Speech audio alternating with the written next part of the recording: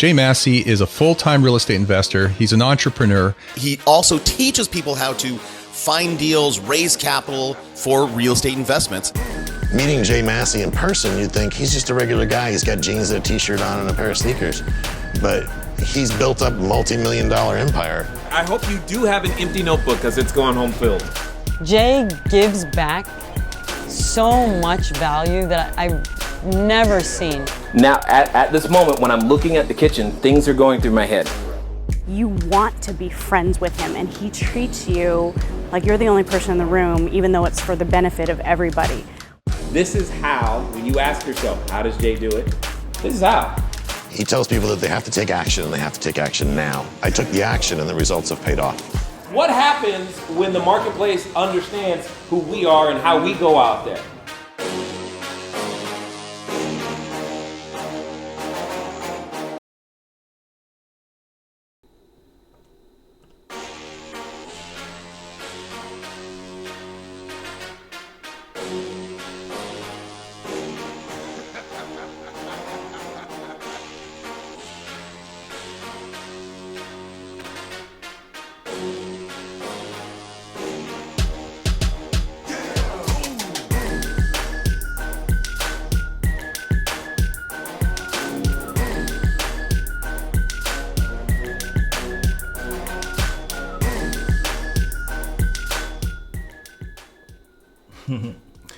All right, people, how are you doing today? Hopefully things are going better, improving, or maybe even well. I mean, because at the end of the day, it is kind of up to us to make them that way. So what I want to do today is, yes, you saw the title. We're going to talk about the one skill, and I'm going to tell you a little bit of my own story to help you understand and illustrate why I say what I say.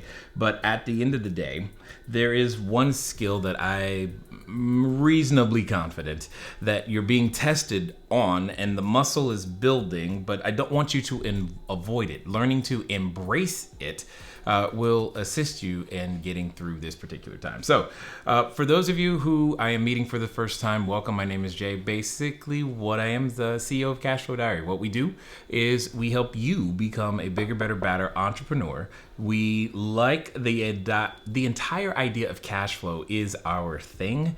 We just happen to use real estate as the example and the playground that we play in, specifically short-term rentals, which to some of you may sound kind of like, did he just say short-term rentals? Especially right now.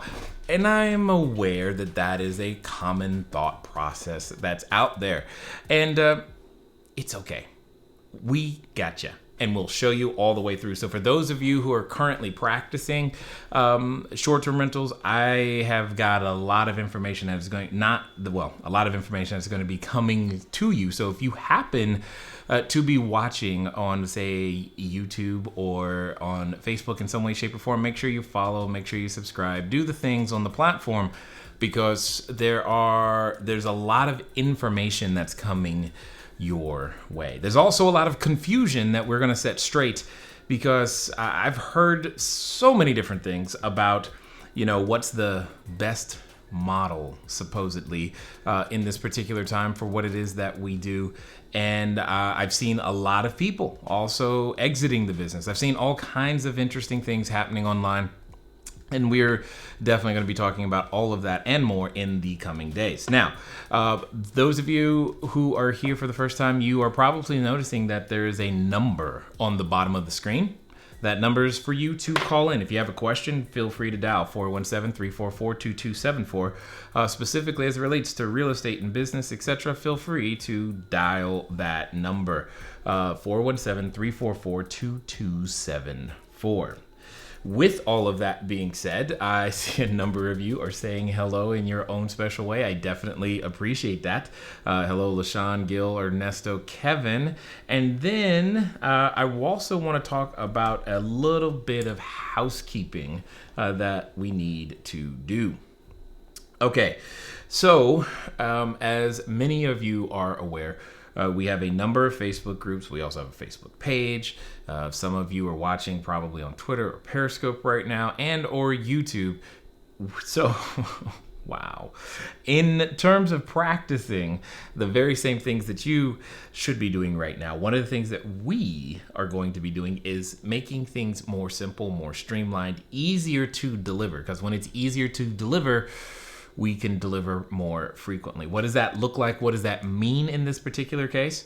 I am going to begin, so I'm going to start today. We're going to encourage you continually, but you're going to want to begin to make your way over to the YouTube channel and make sure that you are a subscriber over there, because a lot of our efforts, especially what's happening because of what's happening, the amount of bandwidth that is being used, there are some platforms that are better suited for more consistent live streaming than others.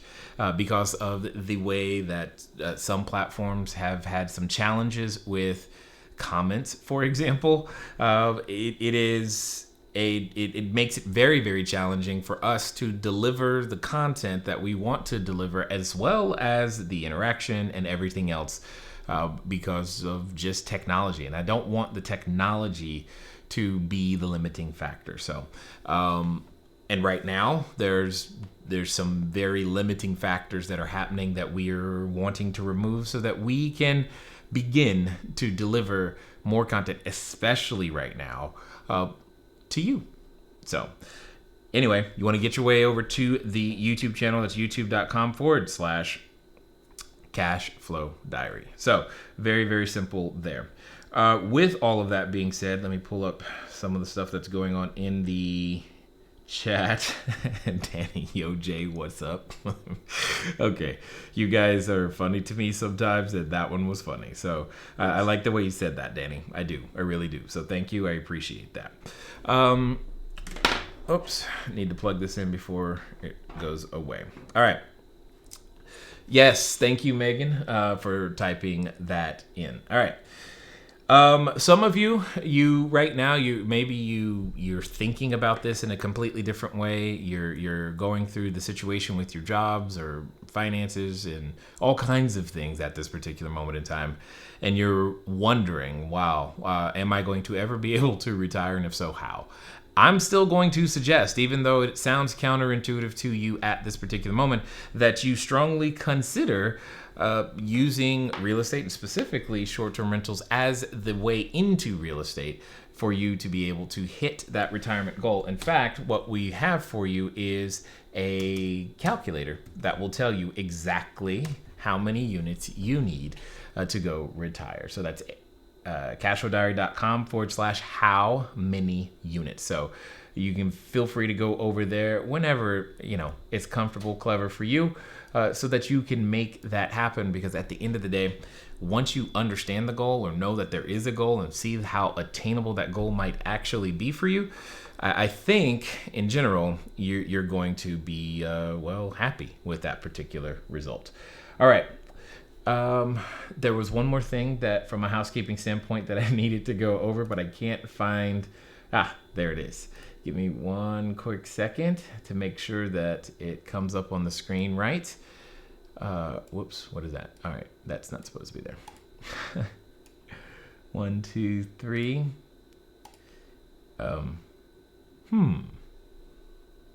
See, some of the joys of live video, I can only imagine how much of this you guys have seen recently. You've seen so many of us trying to do something, and we click something and then it doesn't work, because that's literally what just happened.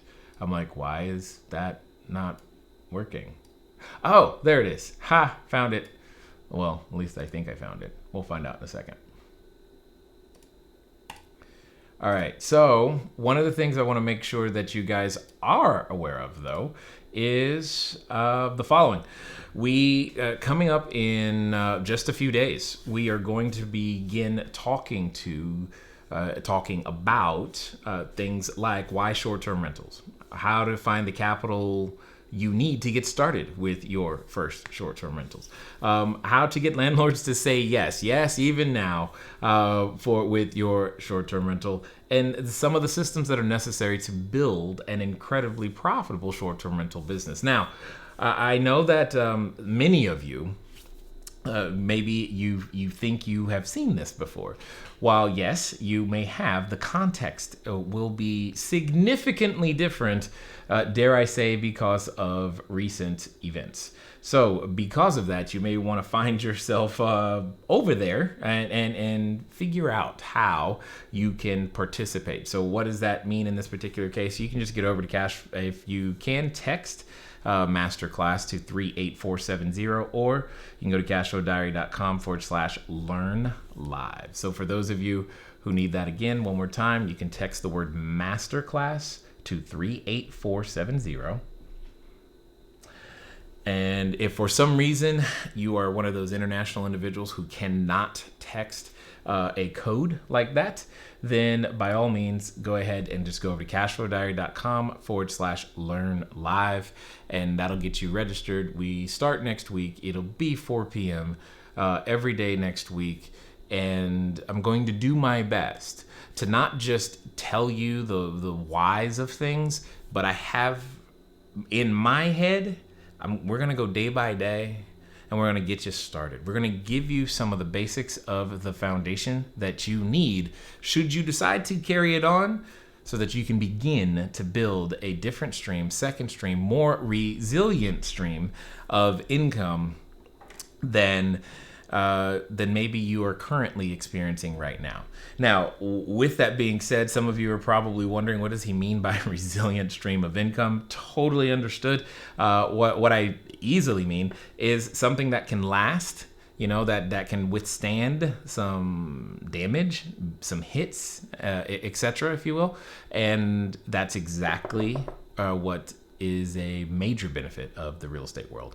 So before you go too far, just remember this. One of the fundamental concepts of any business is, does it fill a need? And if you want a good business that can sustain you through tough times, you have to ask yourself, does the fundamental need for what it is that my business does that change? Which in our case is, have people stopped needing housing? No. And is there a trend at which you see that might happen? That answer is also no. And so long as that's the case, there's a way to make it work. And now, yes, there's skill sets and techniques and a whole bunch of stuff that it requires in order to make it happen. Sure. And that's what we're going to begin talking about next week. So make sure that you get over there. Again, one last time, if you have a question, 417-344-2274.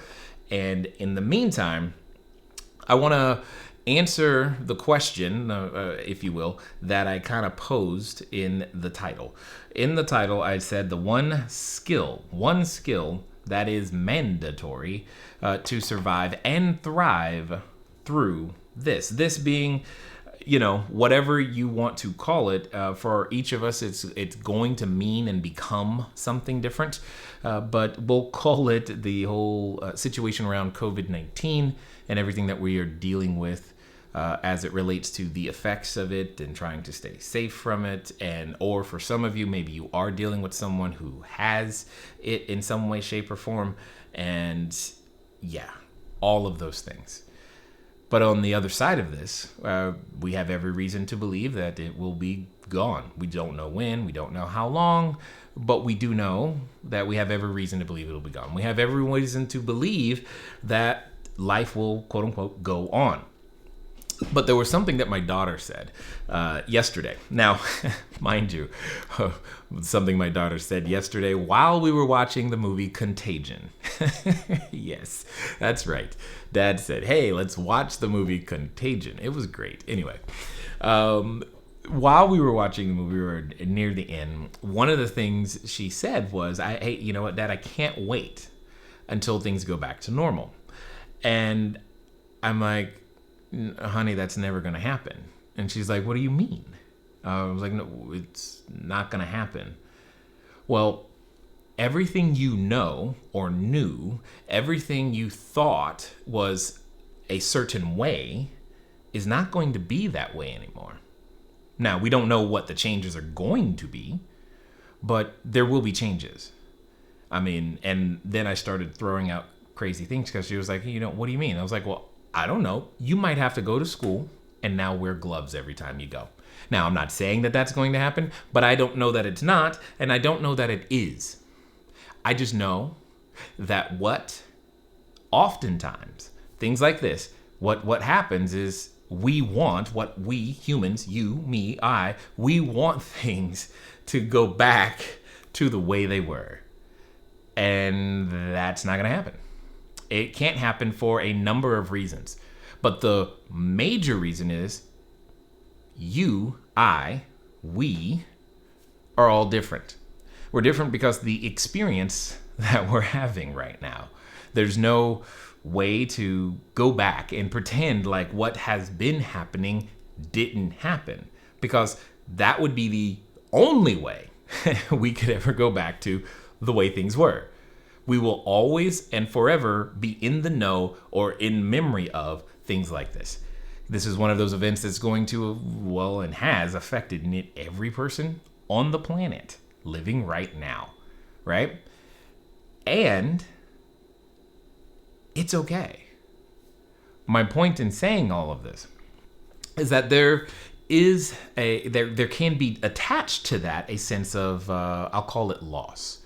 It's like, oh, it was good then. This was better when. This used to be like, and I want it again, etc., etc., etc.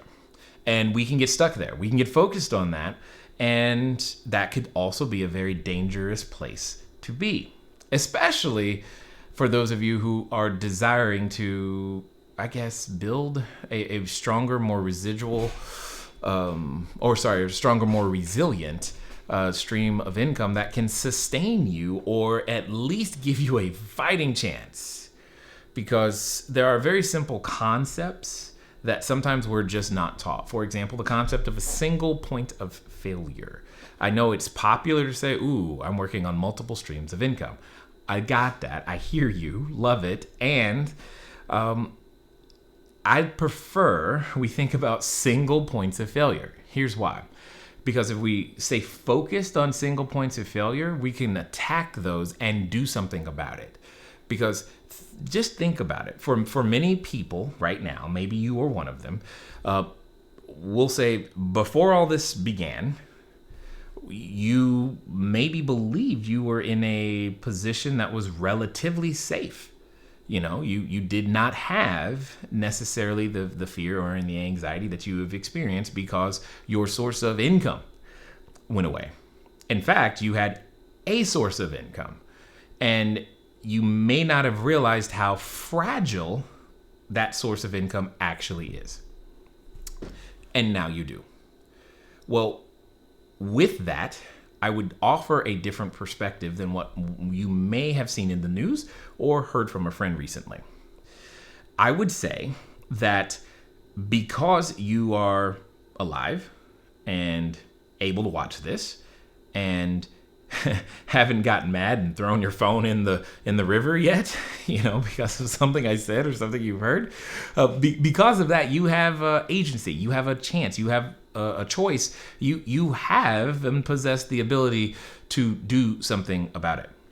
So yes, it doesn't feel good right now, not at all. It shouldn't, and I mean, and if it does feel good, that's kind of weird, I think, but it doesn't feel good right now, but that's also okay. And now we're all being given a choice to choose, a choice to design. So therefore, instead of living life by default, we get to choose what we want with greater understanding and wisdom, because now you know it is possible for your single point of failure, i.e. one source of income, to go away, even though you thought it wasn't, even though you may have worked for one of the largest companies, period, currently on the planet. That's what happened. You thought you were fine, you thought you were safe. And now you know that you're not. Or at least you know that you are more at risk than you previously believed. And we're all being given an opportunity to choose. And what we choose from this point forward, literally from today forward, will matter greatly. And this is where we run into the skill. This is where we run headlong into the biggest challenge that most of us are facing, because see, many of us grew up in a system that taught us things like, well, you have to get it right. You have to get it right the first time. And you have to get it right the first time with no help. And that's not, hear me clearly, that's not what's going on right now. The scientists aren't, quote unquote, getting it right the first time. And they're definitely working together to solve the problem. The government officials, they're not getting it right in many different ways. And I'm not here to say who's right, who's wrong. That's not the point. My point is they're not getting it right. And they're definitely not getting it right the first time. And they too need assistance from others. Here's my point. If it's okay there, and in these two situations, we need to let it become okay for us. And here's why I'm saying so. Because oftentimes when we're trying to learn something new, go through something new, we want to isolate ourselves. We want to get it right the first time. We want it to be perfect. And I understand you. However, write this down. You and I, we cannot learn and look good at the same time. I'll say that again. We cannot learn and look good at the same time. Not possible. Because of that, if you are willing to admit that all of us have an addiction to looking good, literally, I'm not using that word figuratively in any way, shape, or form. We have an addiction to looking good. We cling to it like none other.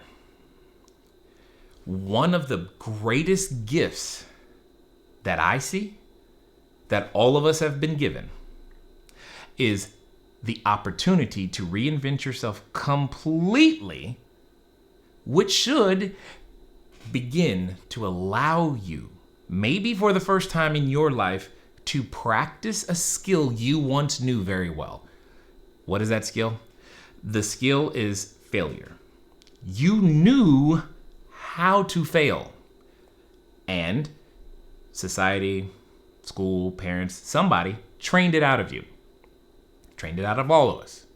And now you have to learn to get comfortable with that again. See, part of getting used to failing or experiencing failure or having a failure event, again, I'm not saying you are a failure. No. Not saying that. There's greatness inside.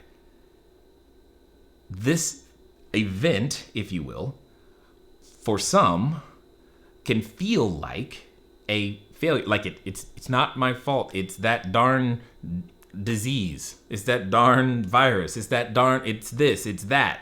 It's somebody else's fault. And totally understood, but let me be very straight with you. You and I, we won't grow through that way. We have to adopt a different understanding. Adopting a different understanding gives you the ability to exercise your agency and direct that energy towards an outcome you ultimately desire. Now, let me tell you a quick story.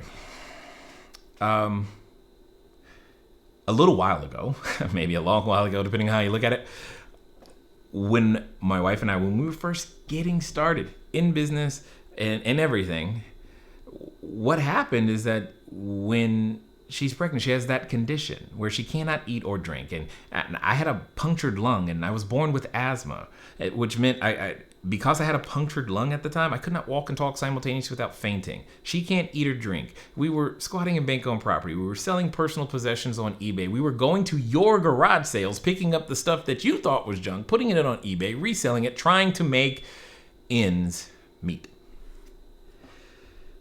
The challenge was, at that time, it felt like we were going through it by ourselves. And what we had to do, chose to do eventually, was to let everybody know, yo, this is what's going on and we need help. And through that process, a friend said, you should become a real estate investor, which did not make any sense because at the time I had a credit score of 398 and the economy was headed into the tank and real estate was turning upside down. And I'm like, I got no money, I got no credit, and I hope you have money for lunch, because if you do, then I shall eat today. And interestingly enough, he didn't let my situation stop him from offering me an opportunity. He didn't. And unfortunately, one way or the other, as humans, oftentimes when we are presented with an opportunity, what comes to our mind first is what we don't have, how we are not qualified, and most importantly, how we can't get it right on our own without any help right now. And that is how we're making the decision. Well, if you are trying to do something new or endeavoring to do something new, why would you hold the expectation? Why do we hold the expectation that we could even come close to getting it right, especially on the first try, and by ourselves? Like, seriously? That just does not happen. Just doesn't happen. And here's why I'm sharing this with you. Because of a willingness to experience what could feel like the humiliation of failure and not getting it right and falling and being embarrassed. Because remember, you cannot learn and look good at the same time. Right now, if we hold on, if you, entrepreneur, I'm talking to you, attempt to hold on to looking good, you will lose this learning opportunity. And it's one of the best environments to learn in. You know why? Because everybody's learning together right now and has no choice but to learn right now. So this is the best time to try something new and fail at it, because you know what? Nobody else has a better answer for you. Period. They can't say, well, I still got my job. They're not going to work. They're stuck at home. They can't say any of those things to you at this particular moment. And you have time to experiment. You have freedom. You have a gift. Now, it doesn't feel that way. It didn't feel that way for me. It doesn't feel that way now. Because there are some things coming up that we're going to be experimenting with, because I recognize that this is a time to fail and try and see what sticks. And can we do this? I don't know. But what's great is that there's no expectation either. None. So if you can just let go, we collectively, we can create, design, become whatever we desire. And for many of you, you're probably a lot like me. See, it took all of those things that I shared with you earlier for me to be brave enough, if you will. I was just like, okay, what else am I going to do? You know? And try. That's really what happened. It's like, what else was I going to do? I was too afraid to do the very thing I am now doing, because things were going too well, and oh my God, if I risk it, it might fall apart, and if it falls apart, then I'll look stupid. And yet, that was the very thing that was necessary in order for me to make the quote-unquote leap forward. And there may be a number of you who are also in that camp. But by being willing to make that leap forward, or being put in a position to make that leap forward, what happens is that we can learn. You ever notice how fast kids learn things? That's because they're willing to fail. No one's told them, no, don't do that.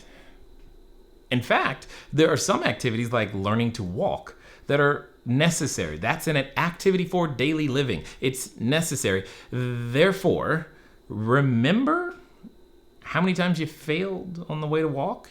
No, you don't actually. You don't remember. You just assume that happened. Yes, in fact, when you were learning to walk, mom, dad, cousins, uncles, everybody thought it was cute. Your diaper was halfway hanging off. You didn't care. You smiled back with no teeth and said nothing intelligible. Fell, got down, and did it again. See, that person who you've already been before, So that's not new. That person is the one that emerges from things like this. Different, bigger, better. Learning to embrace that sense of failure is going to be a skill that we're all being given a shot at testing, trying in various different ways.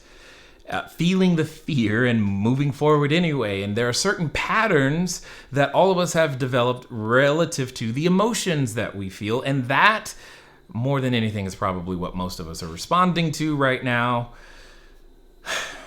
And many of the entrepreneurs that you see in your newsfeed today, myself and many others included, we are asking you to try something different. Because there are benefits to trying something different. And we want to share those benefits with you.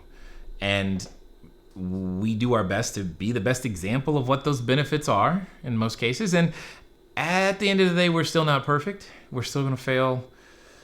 But that doesn't make anything untrue in this particular case. See,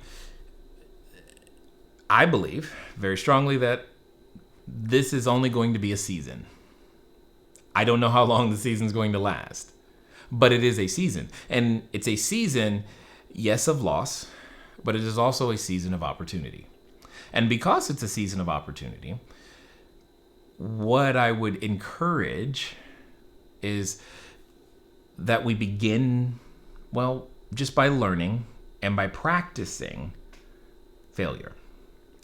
Give yourself a reason to fail at something. I don't really care what you choose to fail at. I just care that you start trying so that you become better. Period. Because the one thing I don't think you want to experience is this again. Like, just imagine if this happened again in some way, shape, or form. How would that feel to know that you were here, you heard this, and you did nothing? You just like, I'm just going to hold on and wait for my job to come back.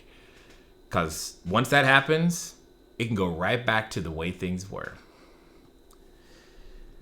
And then something threatens your job again, and here you are. That was the one thing that kept me motivated, is because we were in such a situation to where being unable to walk and talk, and she couldn't eat or drink, and she was in the hospital. All of that was happening. The only thing I can think of, okay, if this happens again, how, that was my question, how do we earn an income if neither of us can physically move? What do we do? How does that work? Who knows the answer? Somebody's got to tell me, right? And even though many of the people that I trusted, whatever, respected, etc., said you just need to get a job, they were focusing on what they knew, not on what they didn't know, what they hadn't learned. And that's all any of us can do, is focus on what we know. Because what we don't know, we don't know. Until we run into someone who does know something we don't know, and we go, wait a minute, that sounded like the answer. And then we're presented with a choice. So with that, I submit for the following for your acceptance as something of a learning lesson, if you will, as you begin your journey.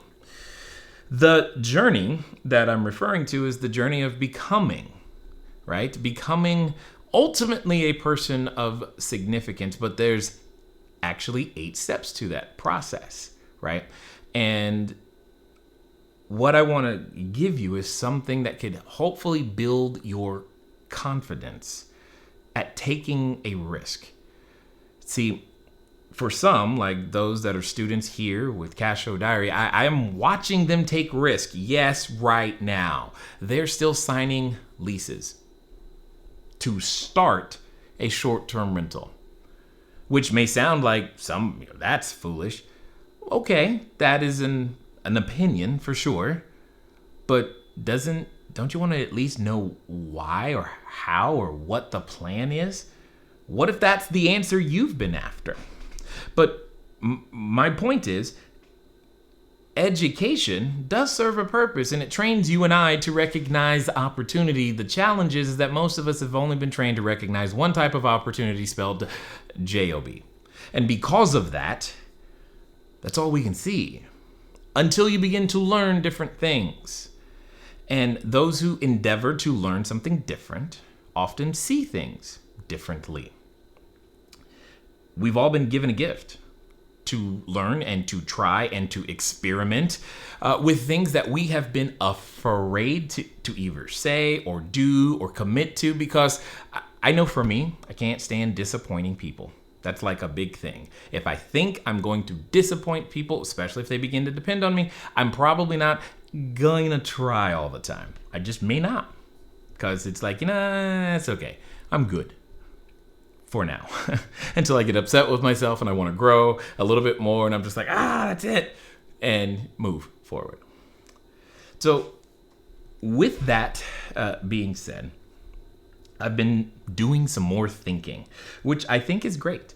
And because the last time, or at least late last year when I was doing some thinking, what came from that is the program that many people know today as the roadmap. And because of the roadmap, because of it, there are many people who now today are able to see things differently, even though all of this is going on. And it's encouraging to watch this happen. It's encouraging to see it go down. It's encouraging to be a part of. But that was because I was frustrated with me not giving it my all, as I said. And have I tried everything I thought to do? And interestingly enough, I find myself personally right back there again. What does that look like then? What's been on my mind? Well, what's been on my mind is the fact that there's more up here that, because of the hundreds of real estate transactions, the ones that have gone well, the ones that have not, because of the tens of millions of dollars I've had the privilege of raising, that has some gone well, some that have not, because of the environment in which we started business in the middle of 2008 when everything was falling apart, but yet we were beginning to experience our greatest income ever. Because of all of those things, to some degree, I don't know if this is going to make sense, but I feel like I was prepared for today, for now, if that makes sense. Because through that, I learned to get comfortable talking to strangers. Yeah, because that's not what your boy normally does, okay? I learned to get comfortable with other people's opinion of me. Positive, some negative. Because of that, I learned that, I can help other people learn things that they can then use and go take care of their family. That's exciting. I've learned that the internet is very powerful and can be used in a good way. I've learned a lot of things that, because of what is happening, feels like I should be sharing more frequently than we have historically, which is interesting to say given the amount of content that we already create, because I feel like it's a lot, and maybe it's not, but at the same time I have to go, have I been as disciplined, and am I doing my best? But what does that mean for you guys? You heard me earlier mention that, yes, I would love for you to go to youtube.com/CashFlowDiary. Let me tell you why. I have an idea that I have popped back and forth in my head a couple of times, and I'm telling you full on 7 days ahead, and I'm freaking out inside that I'm even about to say it out loud. What is that idea?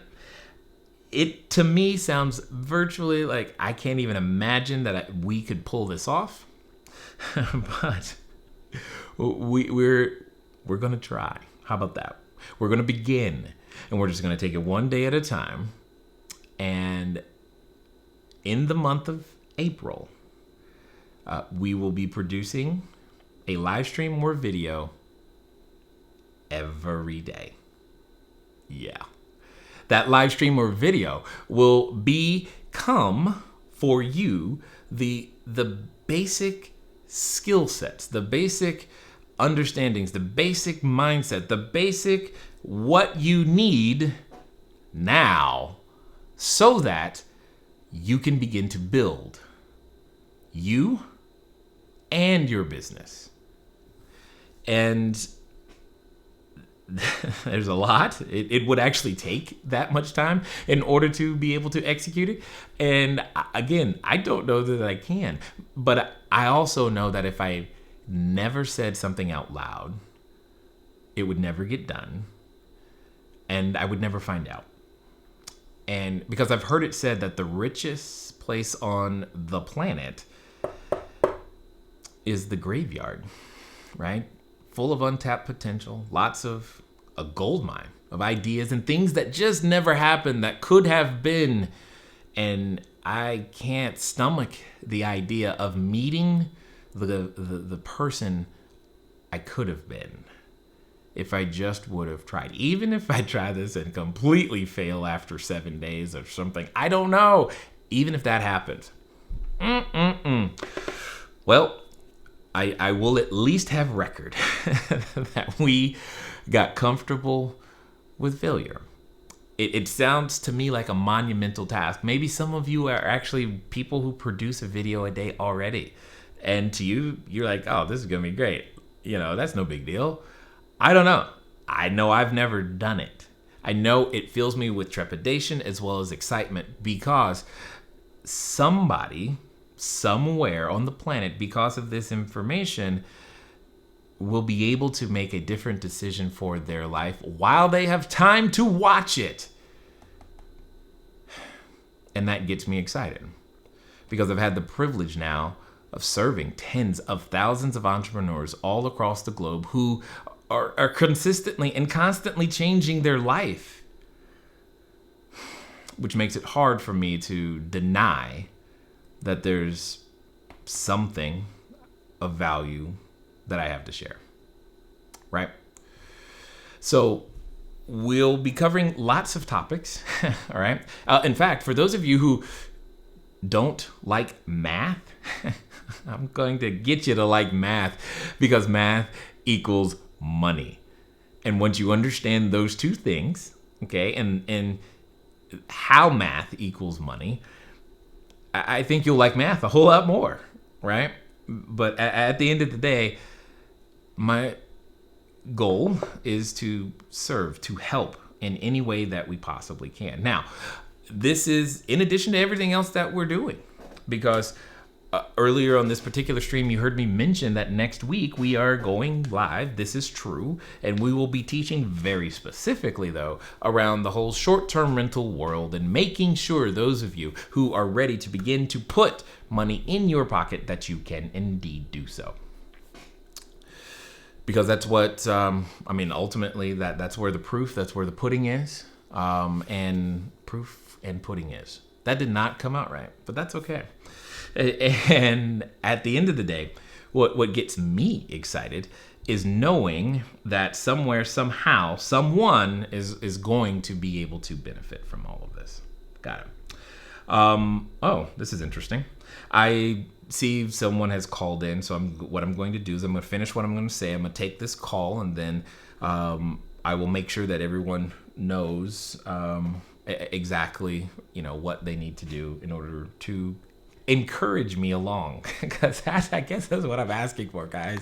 Can I make it 30 days producing live streams? That sounds incredibly difficult to me right now. My every being resists it, and I think submitting to it will help me become something different and see something different on the other side that I don't even know what, but I'm excited to do it because what will happen is that we will all be able to grow together. Because, see, while yes, I'll be producing the content, that doesn't mean you don't have a role. What are you talking about, Jay? Well, I don't know what you don't know. You got questions, right? You probably want them answered. And that's what we're going to end up doing ultimately, right?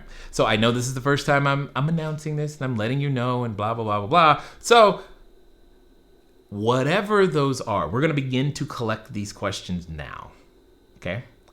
And we'll do our best. I mean, there are a number of things that I want to make sure that we get down, but we're also going to be informed by your questions.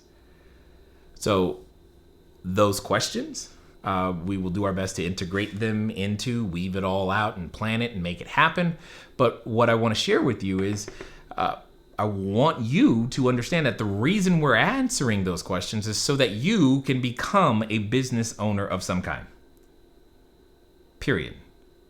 Don't ask a question for the sake of asking a question. Ask a question that you know that is going to give you the ability to be in action towards your goal. I'm going to tell you how to do that right after we take this call, because it looked like someone is there. Where is... hold on one second. 1, 2, and... Frank? Is it Frank? Yes, it is a Frank. Okay, awesome. Hello, sir. How are you? Thanks for taking my call. Yeah, no problem. Anytime. How can I help? Yes, so I know that this is, like you mentioned,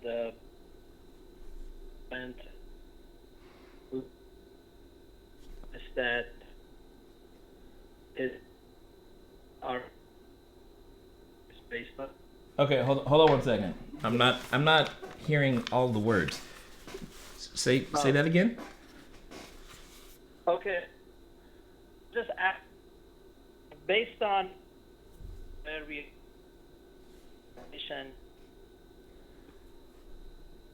in the and Airbnb travel people, so they just don't. Okay, hold up, sir. I can. For some reason, I am not hearing all of the words that you are saying. I really am not. I want to hear them all. Are you calling on a like cell phone or not cell phone? Are you calling like a voice over IP? Can you hear me better? Yes. Whatever you just did. Okay, great. Stay right there. Okay, so that's fine. Let me repeat my question. Yes, please. My question, obviously, situation and everything else.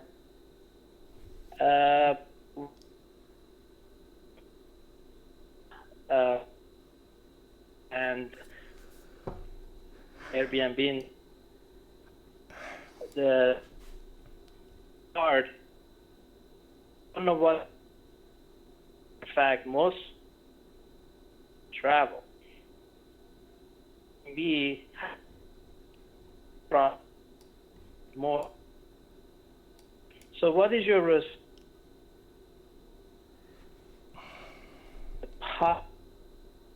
Type.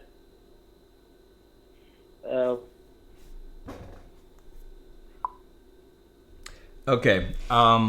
Sir, I'm just going to ask you to call back because I don't know. I think we got a bad connection. Something just is not working the way that it normally does.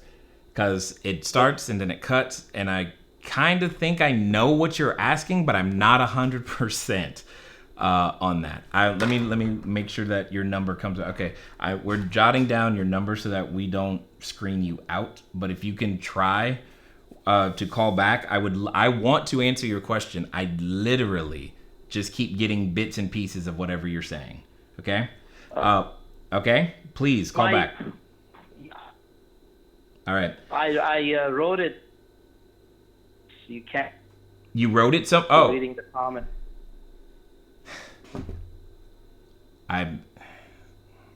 Okay, Frank, please call back. We've written down your number.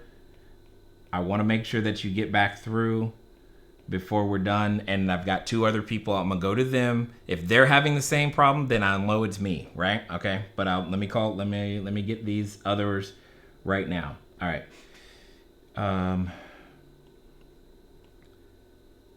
Oh, hold on. Who else is there? Whoa, what happened? Caller hung up. Okay, he did. No problem. And then, or is it okay? So all right. So there are two more people who just called in. I think they're talking to Megan and getting screened. But ultimately, guys, what I'm hoping I'm communicating in the best, the most effective way I possibly can. I want to communicate that this is a great time. This is, and that doesn't mean it feels great. It just, there's a lot of opportunity out there. All right, so here we go. It looks like we have Stefan from Los Angeles. Hey, Stefan, how are you? Hey, Jay, how are you? At this moment, I am pretty excited. I'm also nervous because I'm going to be trying some new stuff here. Yeah, I know. Well, I'm just saying, you can probably do it if you set the goal in your head and you already achieved it. So Yeah, we're going to find out. it's not gonna be too hard. We are going to find out because I've been thinking about it for years. And I'm just, anyway, so we're going to find out. What can I do you for, sir? So my question is, so we talked before about the roadmap and whatnot, but the specific question is really, so I just picked up a new unit. Okay. My strategy was airport travelers and obviously LAX travelers, and that's where most of my units are around. Okay. That was my main unit. That was my main strategy before this whole thing happened. Okay. And so now I have this new unit coming up. We're about to get it all staged and ready by Friday. Okay. And I put up a posting ready to market it. Haven't got any hits on it, and I want to think about a different strategy for it.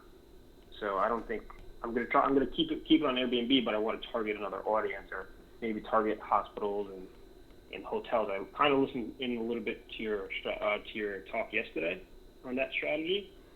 Okay. I didn't fully get to listen to the whole thing, but my question is there any specific advice do you have to actually reach out to those people, to hospitals or to maybe to hotels or companies that are looking for these short-term rentals? Yes. So the real, okay, so here's when you're trying to reach or break into or whatever, into a new market or a center of influence in this particular way, it's very similar to the whole center of influence that I was referring to. Remember what we were talking about at the end, where it was the oh, by the way. It's how you end the conversation that's really going to make the difference in a lot of cases. Right now, your marketing awareness, the challenge is awareness. Okay, so let me rephrase all of that.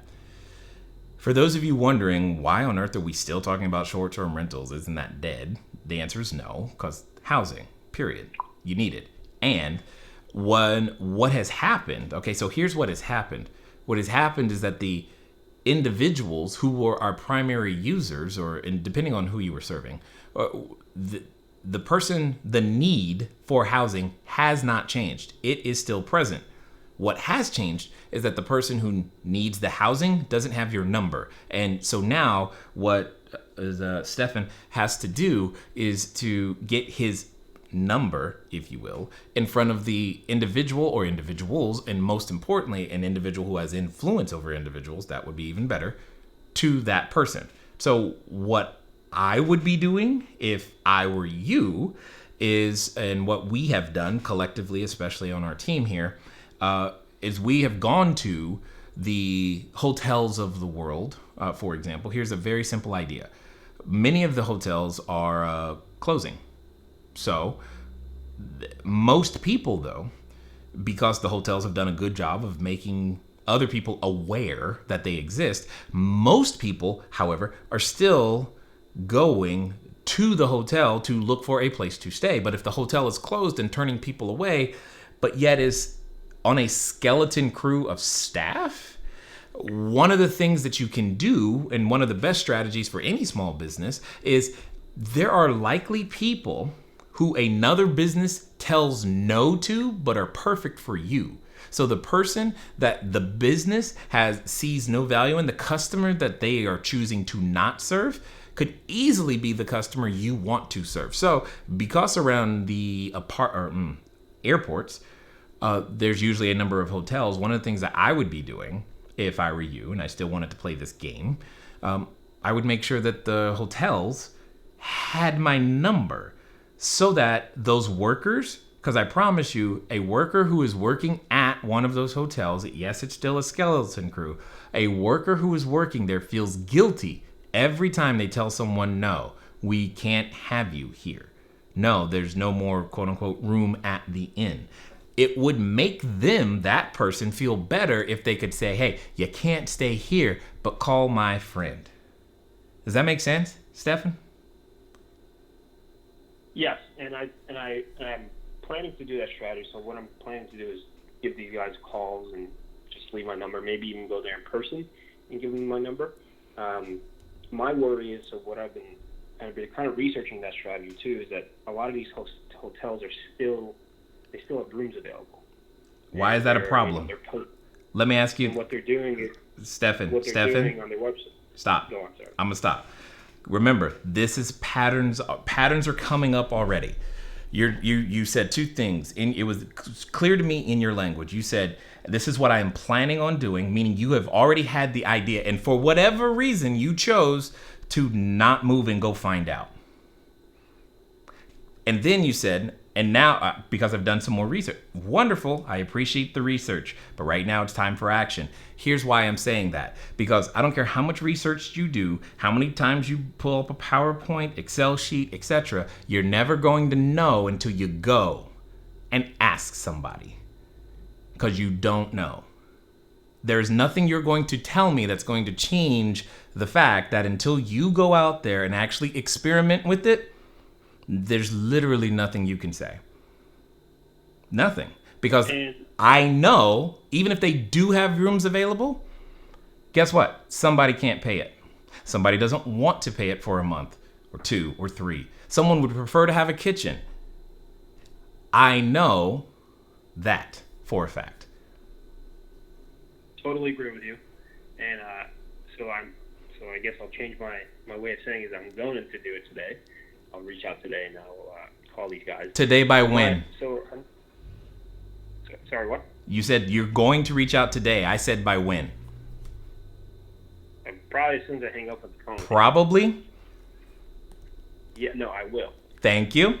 Continue. And then, so my next question is, so that's one strategy I want, obviously reaching out to hotels, but I also want to specifically get to these hospitals and provide this housing for all the nurses and everybody that's traveling and taking care of everybody. So I want to specifically target that person as well. Sure. And I'm not sure how to do that. How many units do you have? The hotels to me make sense.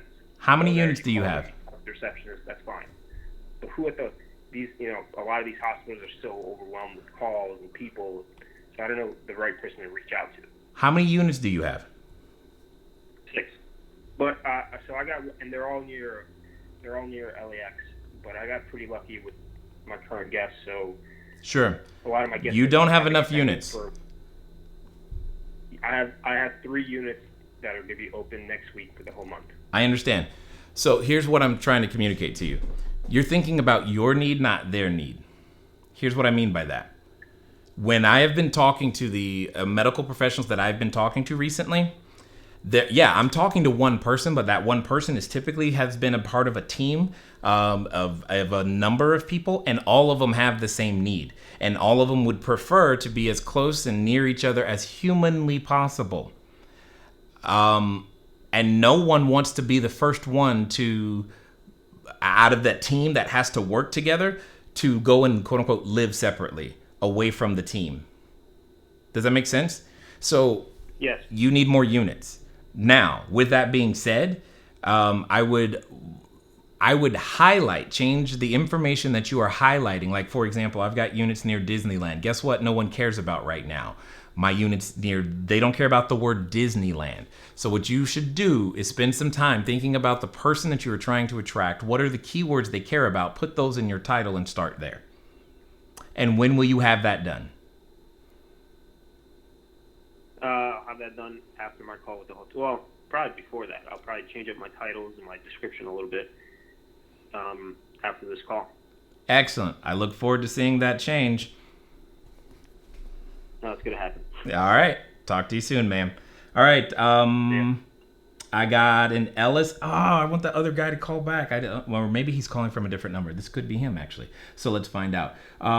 Ellis, Thousand Oaks. Let's find out. Hello, this is Jay. Hey, Jay, my friend. It's Ellis San Jose in Thousand Oaks. How are you? Hey, Ellis. For those of you who don't know, we got a very smart individual on the phone. So this is going to either be a really good question or you're about to find the limit of my knowledge. So here we go. Well, first part is I want to say, hey, thank you so much for showing leadership to the people out there. You're really stepping up and really helping people out that are in a place where they may not know what to do. And just from what I've seen, you're just exemplifying true leadership. So thank you for doing this. You're quite welcome. I kind of feel like I had no other choice. It's almost like I was prepared for it. So here we go. Yeah. How can I help? So, the thing I wanted to ask you is what kind of mindset should we be taking as far as negotiation? Because this, the time periods like this really call for a lot of negotiation, whether you're negotiating with tenants, whether you're negotiating with lenders. I just, I get off the phone with a bunch of people in my mastermind, and we're kind of circling the wagons and trying to tap each other's brains about what we could be taking action on. And, a lot of it is about just mindset of how to talk to the people that, support us and that, and who we support. So, if you want to drop any knowledge there that can kind of help people out there in the same situation. Yeah. What do you think? The most important thing is to communicate, at least in my experience, is to communicate compassion in this particular case. Because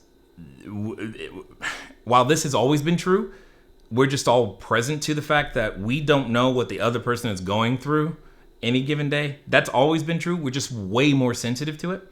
And being willing to not necessarily, I will say, because there's a lot of training out there, especially in the negotiation world, that focuses a ton on what to say next and how to be in control and all this other thing.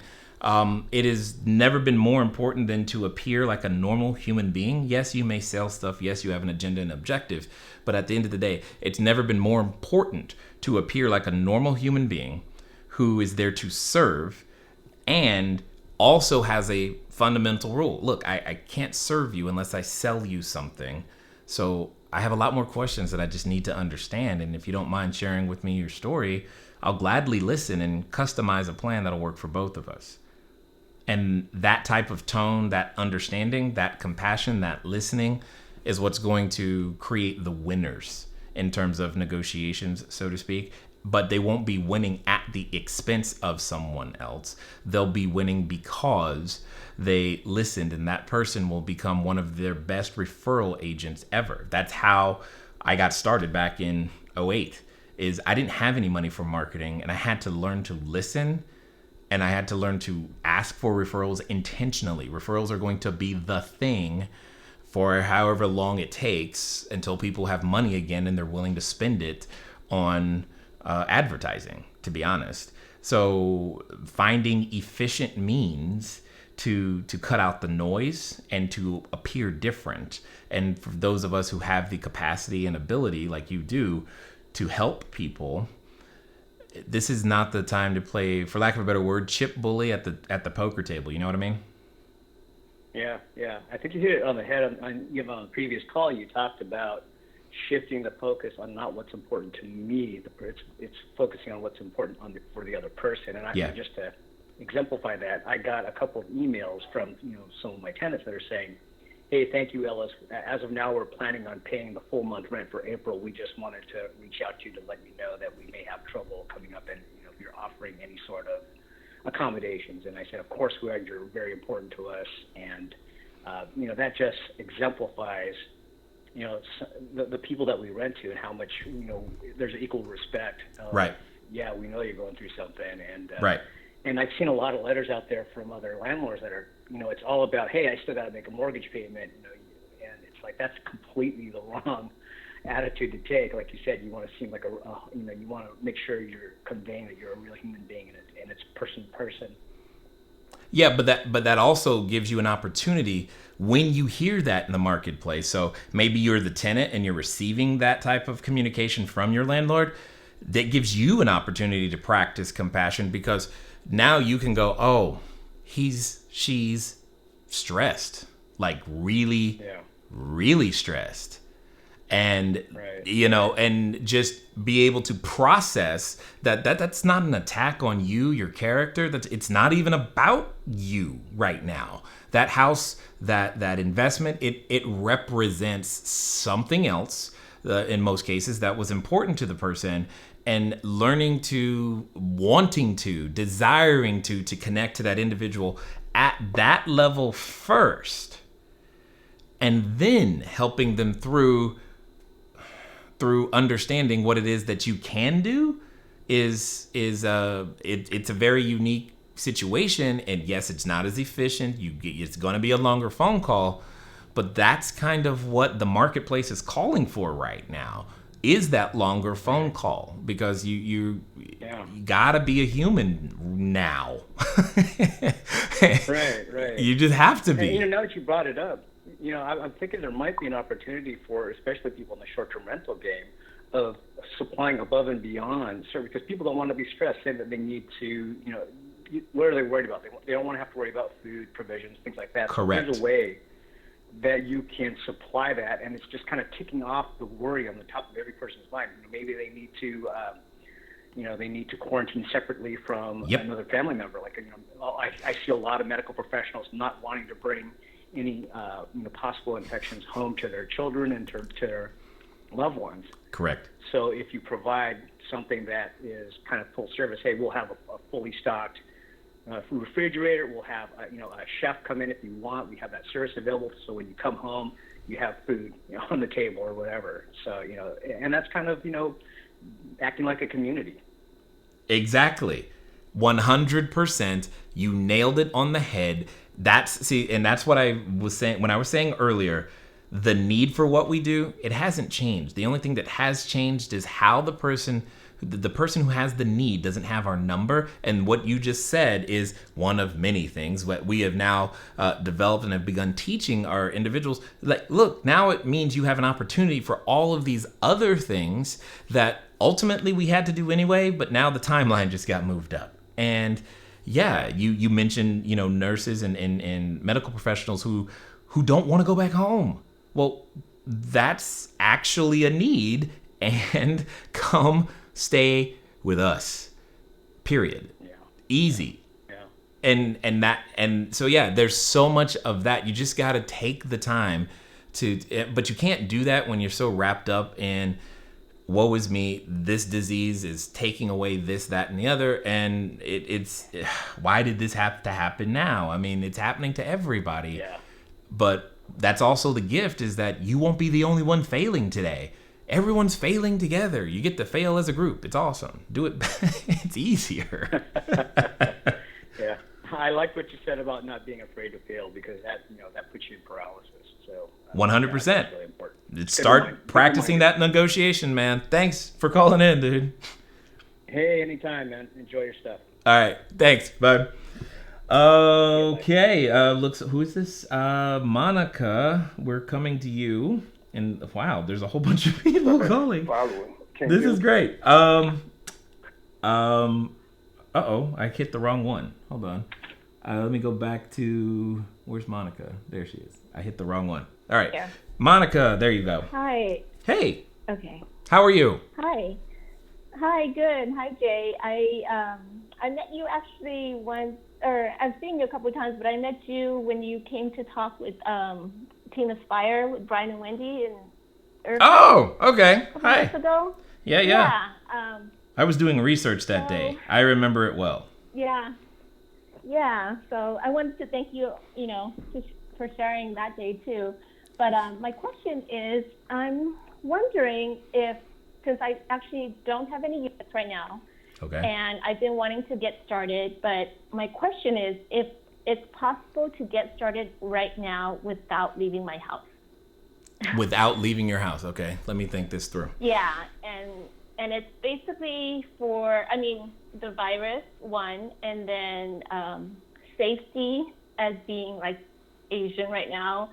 Like if I'm able to even like put on a mask and go look at properties, you know, look at places, or, I mean, that's one of my biggest questions, if I'm able to start this, you know, and build that team and build the business without leaving my house. Understood. Monica, I'm sorry that you feel afraid to leave home. That is... Yeah.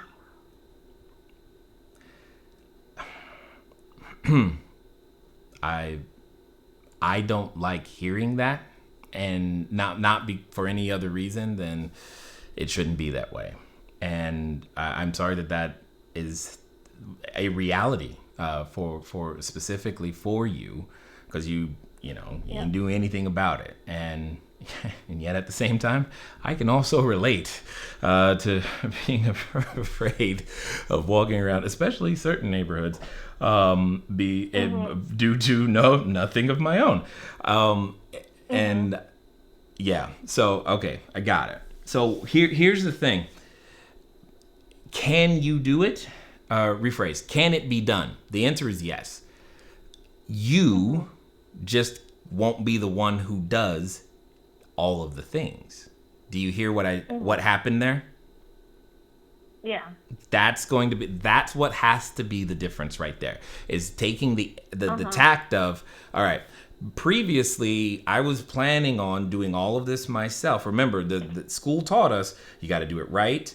You got to do it right the first time, and you got to do it by yourself. And it's clear that that's not how things get done. For various reasons, there are various limitations that we all experience and have. Because of that, we have to now do things differently. Suddenly, everyone's trying to figure out how to work from home, right? We're all doing things differently, okay? Things still have to get done, but we have to do them differently. And what I would say is for you is you have to learn to do things differently. Now, and let me give you an example of what I mean, which is kind of ironic. There have been a number of real estate transactions in certain states that I'm not even going to bother naming, where what I learned to do, even though when I wanted to purchase or do business in that state, what I learned to do is I learned to talk to them on the phone, okay? And then when they wanted to see me or wanted to take the deal to the next step, I learned to send someone who was Caucasian and female in my place first. Until we got to the closing table, that's typically when I showed up, and frequently heard things that I was like, wow, yep, glad I did it that way. Because rightly or wrongly, knowing that is there, I needed a way to still, quote unquote, feed my family and do the good we wanted to do. So that was so what I'm saying to you is, I'm saying that because that's a strategy I have employed before, when I feel like some of my natural abilities might work against me. How about that? So, but yeah, again, ultimately, I know you're connected with more than enough people who would be willing to help you in the various small pieces that you would need to get done. That would be the approach that I would take, to be honest. That would be the approach that I would take. But yes, you can get it done. It just has to be done differently. Does that make sense? Yes, got it. That's what I figured. I have to get other people to kind of go out and look at the place and do all those things that I would normally try to do. Yeah.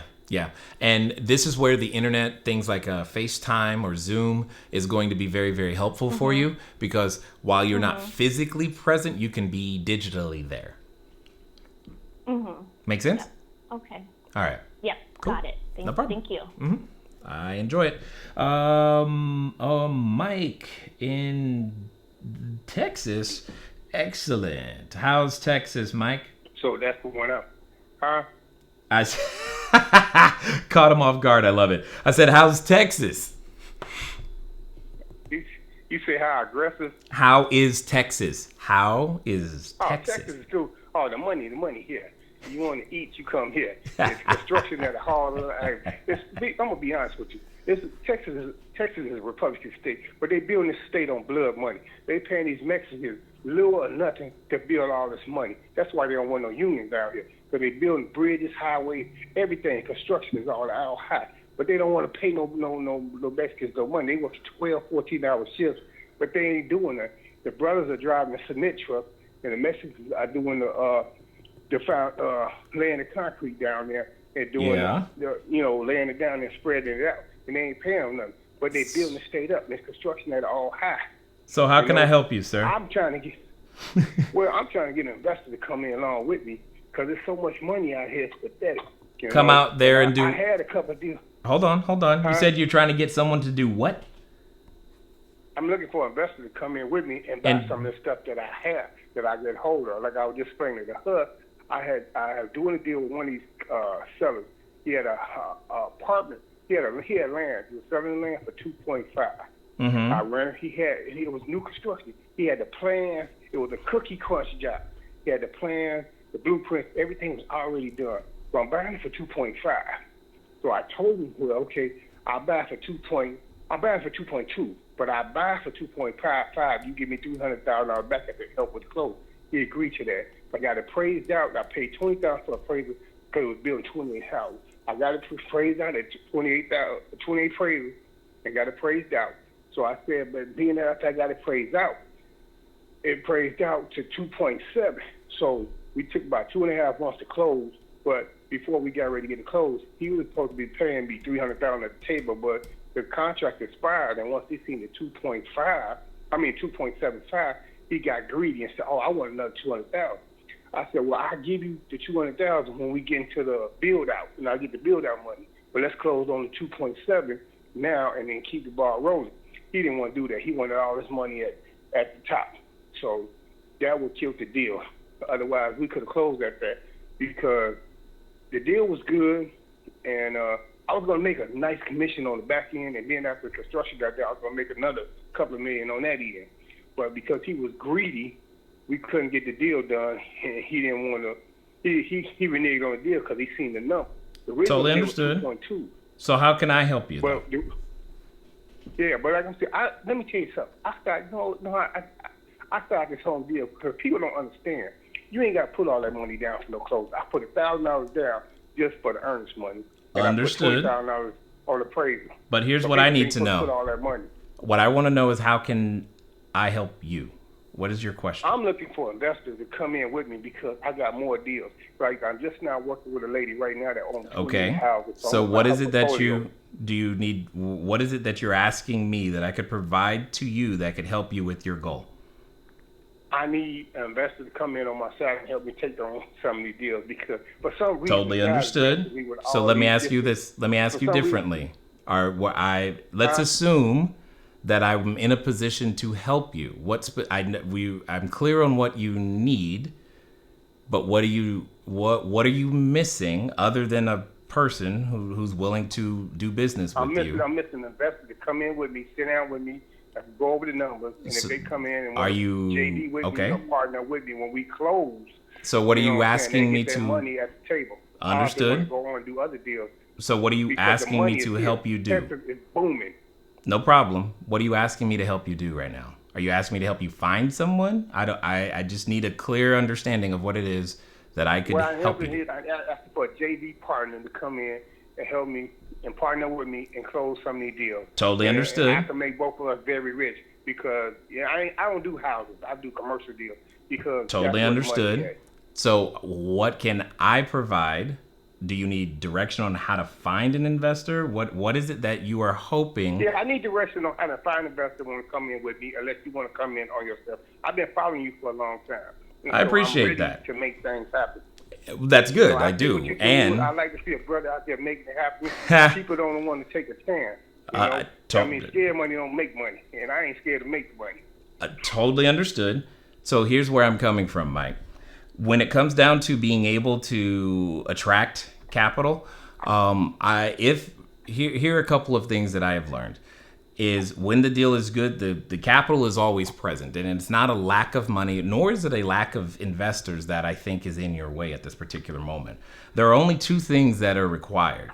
It's character and competence.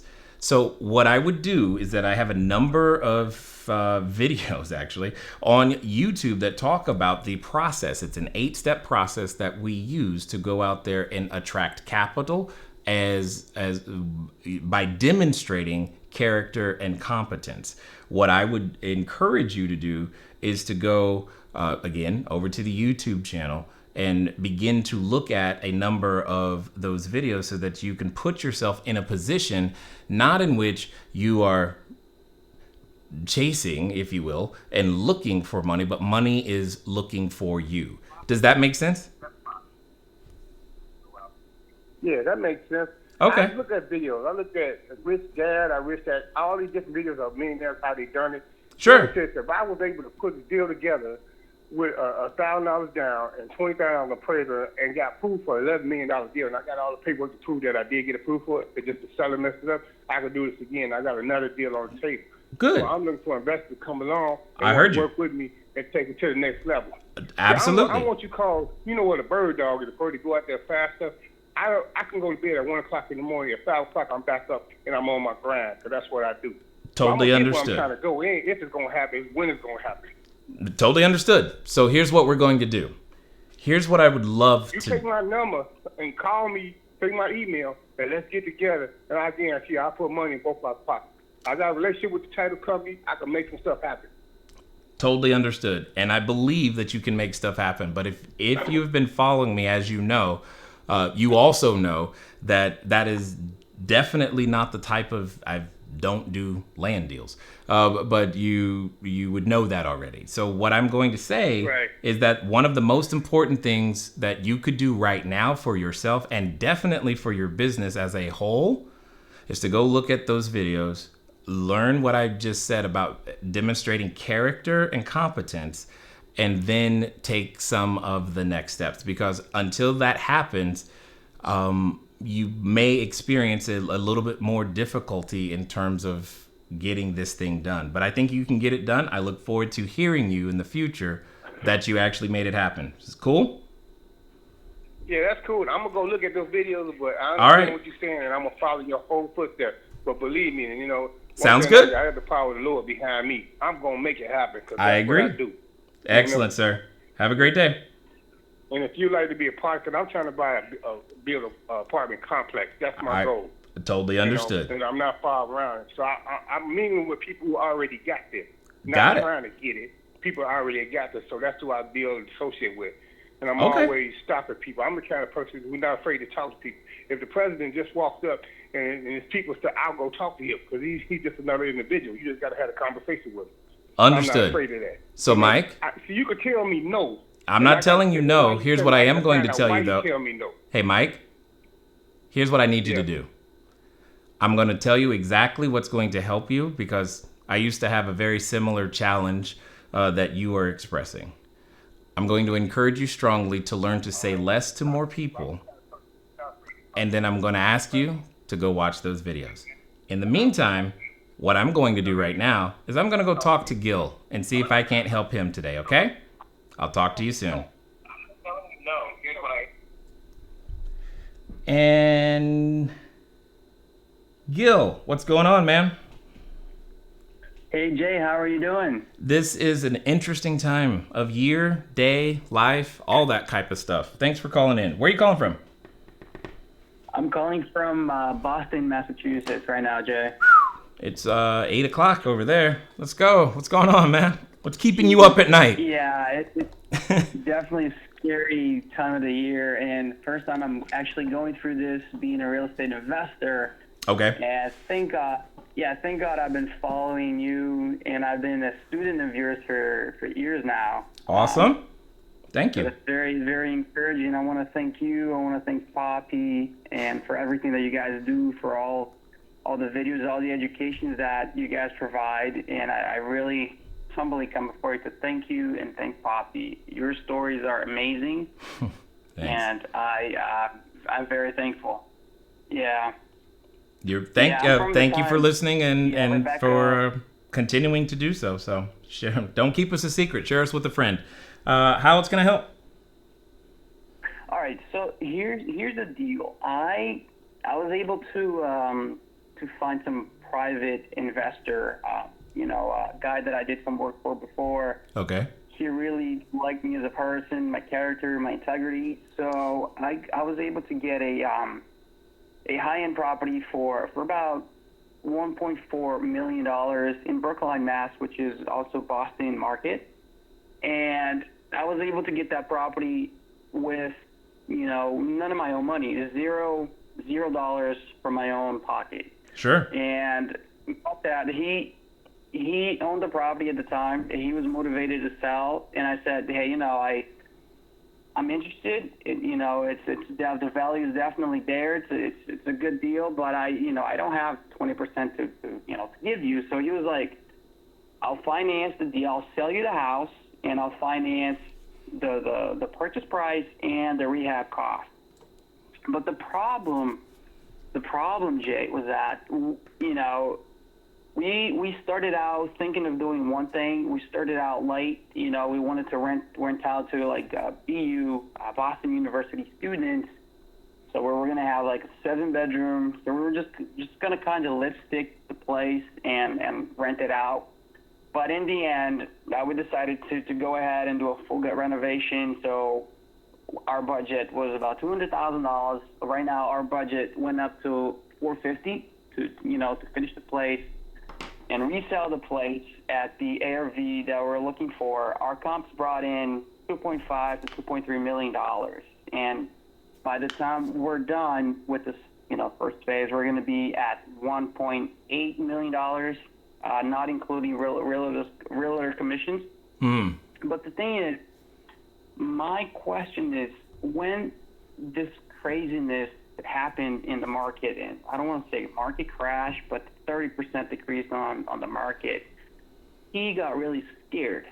He put in the $200,000 already, but we've been through all the rough-ins, all the inspections, but now we're entering into the final phase, which is the finishes and buying everything, putting the kitchen together, appliances and whatnot. So he is reluctant of putting more money into this deal because he's not quite sure now of our ARV is actually going to be there. So everyone is just really afraid. So right now, my question to you is, what can I say to Got it. that will kind of reassure him that we're going to get his money back and we're going to make a profit over this? Or if I can't reassure this to him, what other ways would you suggest me to go about? My credit is not that great because I've never really valued my credit that much, because raising money in private investors and whatnot by using other people's money, so I never really took care of my credit that much. But sure, that's my question. Okay, so let me ask really quickly. This is a sounds like commercial quick serve restaurant? No, this is a single family home. Oh, got it. Okay, this is a massive home then. It's not a massive home. The area is just really high end. It's about 2,800 square feet, but it's a very high end. Did you say that? Okay, whoa, hold on. 2,800 square feet, and you're talking about a 2.5 million. What'd you say? $2.5 million house? $2.5 to $2.3 million house. Yeah. Good Lord, that sounds like California numbers. What in the world? Okay. All right. So let's get serious here for a second. So what you're saying then is he's nervous because of the situation. What is your time to completion? How fast could you, if you had all the money you need to get it done, how fast, given everything that's going on right now, could you actually get it done? Can you get it done? 40 days. But can you work right now? How can you work if you're still obeying? How can the crew do the work if they're obeying the social distancing and stuff? Exactly. I mean, my company would have to get a letter, letter from FEMA, and they're giving out letters saying that if you're an essential business, if they really need you out there. Yeah, got it. I see where you're going with that. Maybe we, kind of squeeze in for that, but. I think that's going to be a tough call. I think one, that's going to be tough. Two, here's the other thing to consider. Let's assume that you can go up that mountain and you actually do get FEMA on board to declare that happening, which again, I think that would be tough. Even if you do, then sourcing the actual workers is probably also going to be tough. And any workers you do source are going to charge you a lot more than what you would have ordinarily paid. So there's some considerations right there that in order to proceed, you got to put yourself in the mindset of the person that you're asking to do the work. I don't know that you could do that, but even if you could, I think it's going to be more money. Now, let's talk on the other end. 20 days, got it. Let's pretend everything's perfect. 20 days you get done. On this type of a loan, what? How many? 40 days. Oh, sorry, I heard 20 for someone. Okay, 40 days you're done. Now I'm asking the question, what does the marketing cycle look like? How is that going to work? Because are you actually going to be able to move the property? Not because you didn't do a good job, not because the workman, not because anything ran over time, but your marketing cycle is going to be really long, period. So whatever you were planning on, because it sounds like you were trying to plan for a summer exit right around now. That's what I'm hearing. I don't see that happening. And if it does happen, now we got to think about the psychology of your potential buyer. Any buyer worth their salt is going to be asking for a discount of grand proportions, especially given this particular situation. Now, here's the X factor, though. Will the lending market freeze or not? I've already seen 3 different lenders stop. All originations, funding, nothing. Like stuff that was on the table, ready to close, didn't close because they're like, yeah, we're going to wait. And now that is probably your biggest X factor and the thing that's going to determine whether or not you get an exit out of this. Because anyone else who has the capacity to move that house is going to be paying and has purposely prepared themselves with cash to make sure that they can, but they're not going to do so at the price that you probably want and or need. Because what I heard is that your book value was starting to push closer to 1.8. Is that close to what you were saying? Oh, my all-in value would be 1.8 just to break even. Yeah, exactly. And so this is where I'm getting concerned, is that with the book value at 1.8, the market being what it be, holding costs, good God, I don't know what that's going to be, but I can't see it being less than $100,000 from today. I don't see how it could. That's just if you did nothing to it and left it as is. I don't see how holding costs is going to be anywhere less than that. And you still have to put, what'd you say, 200, 300 in? About 200 more. $1,000 into it. And that was 200 more, including previous labor rates. So let's just call that 3 because we want to be conservative. So if we put in 3, we got a holding cost of 100. We're at 2.2 in a market. So you're on the other side. We're at 2.2 on the other side, looking at, wow, we might be able to, because you said it was from 2.3 to 2.8. I know that number is going to come down. Okay. And yeah, then you've got to find a buyer that can actually come to the table and make that happen. I mean, my friend, you might get out of there at 1.9 if you're thinking about it because of, I mean, because at some point, those holding costs are not anything to sneeze at. And my holding costs aren't that much as of a regular an average lender. I pay 5% on all the money that you lend out, 5% and property taxes. Yeah, but that's my point. 5% on 1.8, my friend, is not a small number. It's $90,000. No, I understand. Compared to 12%, say per se, Yeah, but I'm talking absolute numbers, not percentages. Yes, you did a great job at only paying 5%. Thank God you only are paying 5% right now. Because if you were paying more than that, this would be an easy call. What I'm saying is your buyer going to be there at the price you want and in sufficient volume 5 months from now? That's what I don't know. That's what I doubt, especially when I see lenders currently shutting their doors and playing the waiting game. Plus, when I do the math, I look over in Hubei province, they were shut in for 98 days. 98. Wow. Mm-hmm. I would strongly consider, and if you can find a way, I mean, yeah, you might want to consider finding a way to give that to somebody else as much as quiet. I mean, I can't even remember if I've ever said that on this show, but that has all of the makings of a really big unknown. Yeah, that's why this person is very undecisive.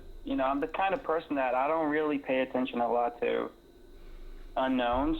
I just go get it done, and whatever Agreed. happens. I want you to do that. I want you to keep being that person, but now I want you to be that person who's a little more wise and is also considering the other person. I understand, but everything looked great. I mean, It was great. I was before this crash. I was prepared to make between $400,000 and $600,000 in this deal. I mean, bro, who do you think you're talking to, man? You think I haven't been through stuff like? I can roll this off my tongue. I can talk to you about a 182 unit apartment complex that I was waiting to sell to the city. Did you hear what I just said? Sell to the city. That's called a lot of money, more than they should be paying for it. That was a $4 million payday that never happened. Wow. $4 million. You want to talk about having to deal with frustration, and at $4 million, not because I couldn't make it happen, but because other people were scared. That's my problem. Everyone I know. is scared, but I'm not. But here's the thing you're not looking at. When people get afraid, when humans, all of us, get afraid, almost anything will do. And what you got to understand, as a marketplace goes down, when someone, quote unquote, runs out of money, they start looking to take it from you. Mm-hmm. I'm asking you, I think based upon what you are telling me and your current book value, if your book value were something closer to 1.1, if you were all in at 1.1 right now, I probably could get myself to say something different, but you're not. You're just not. Yeah. And that's where it is. So if you can find a way to get your book value down somehow, I don't know what that would look like, but if you could find a way to make that happen, then yeah, maybe cool. Keep it, hold, wait, and move forward. But right now, based upon what you're telling me, the only thing I can say is you need to find a way to get out of there with as minimal damage as humanly possible. That's what I would be doing. That's exactly what I would do, especially on a single family house in that market. Man. I know. I don't want to say that. It's not fun to say these things, Gil. Yeah. All right? All right, Jeff. No problem. And thank you so much for the advice. Anytime. Don't be sad. It's okay. It's the beginning of something new. I'm setting you free, man. You're free. You get to do something new. Okay. Oh my gosh. Okay. Suddenly there's a whole bunch of people calling in. This is crazy. This is exciting though. I'll take it. Oh man, I'm gonna mess this up. Oh, you know what? I'll take the easier name. Angela. I can do that. Angela. Hi. How are you? Hi, Jay. I'm good. How are you? Thank you I'm having fun today. having this forum. What's that? I said thank you for having this forum. You're welcome. I'm glad my name is easy for you. It was true. I'm like, I didn't want to look. See, I told you, we're addicted to looking good. I had to get a name that I could say. Anyway, go ahead. How can I help? Well, awesome. Yeah, thank you for, again, your accessibility and your education. So I was really excited 3 weeks ago. I've been doing your training and Awesome. studying, and I had a goal 2 weeks ago to start making calls to landlords to start my short-term rental business, and then our current situation happened. So I'm wondering I don't know if you've already covered this, but I'm wondering what your opinion is on still moving forward and starting my short-term rental business in this climate, or waiting. Got it. Let me ask you some questions. Why would you want to wait? What are you concerned about? I am concerned that I will get a property that I will not be able to rent out. That you would not be able to rent out. Okay, got it. And why is that? So let me ask you a question. Do you believe that the need for humans to have housing has disappeared? No, I do not. So why would you get a property that someone wouldn't want to rent out? Why would that happen? Well, because of the travel ban and people traveling less in this day and age, and those who have short-term rentals currently, the pool of renters has shrunk. So everybody's kind of going after the same demographics, traveling nurses and those who caregivers. So the market is already seems to be a little bit saturated. Interesting. A couple of things to be careful of, and this is for you as well as everybody that's listening right now, is superlative language is often, behind superlative language is often an assumption, because you said everybody is chasing the same and market is saturated now. Really? Do you believe that? So I don't want to believe it. Okay, well, well, hold on. I can tell what you believe by what you do or don't do. You're telling me you haven't been taking action because of these things, which suggests that's what you believe. So I'm asking, you believe that? I'm just questioning, do you believe that? And if so, your actions make sense. If not, then we have a different question to ask.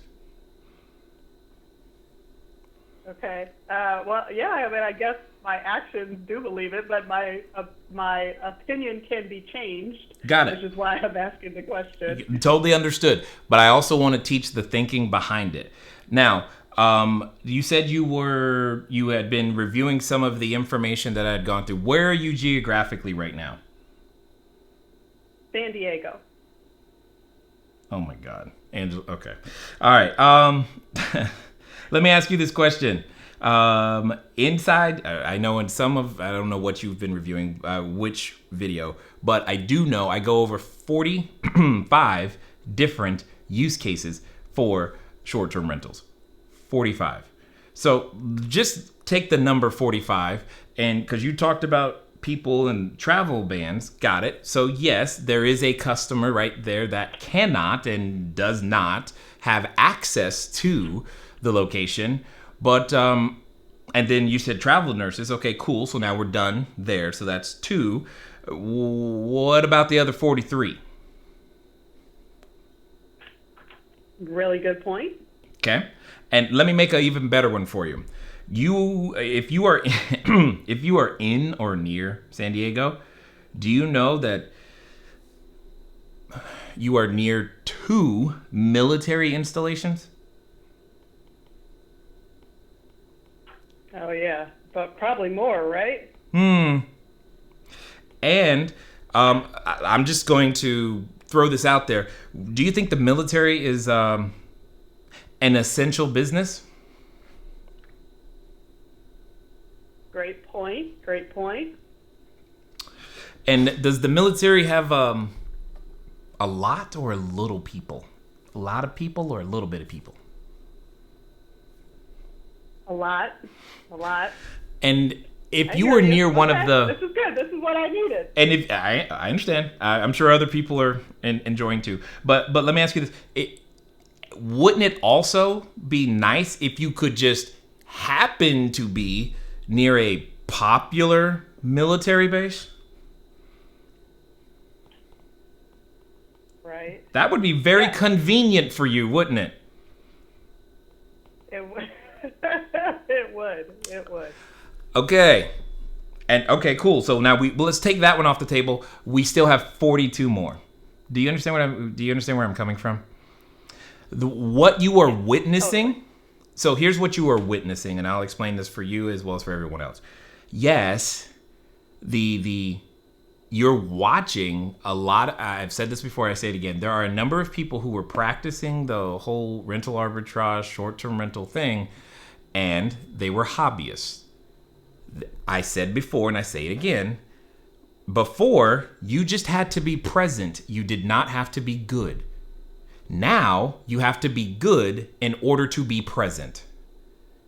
And you have a choice. You can choose to be good or be gone. That's it, right? It just so happens that I grew up in business under this very type of condition. So for me, it feels very familiar.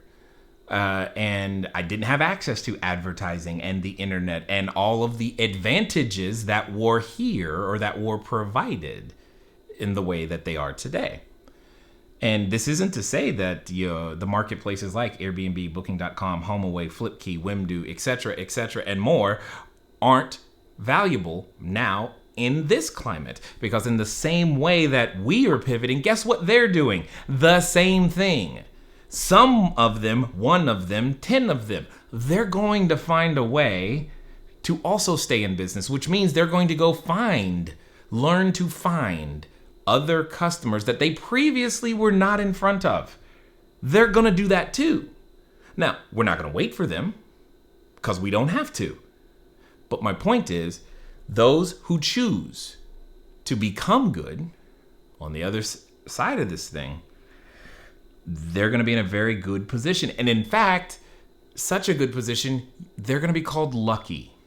Because that is what I get called when people see and hear about what we got lucky.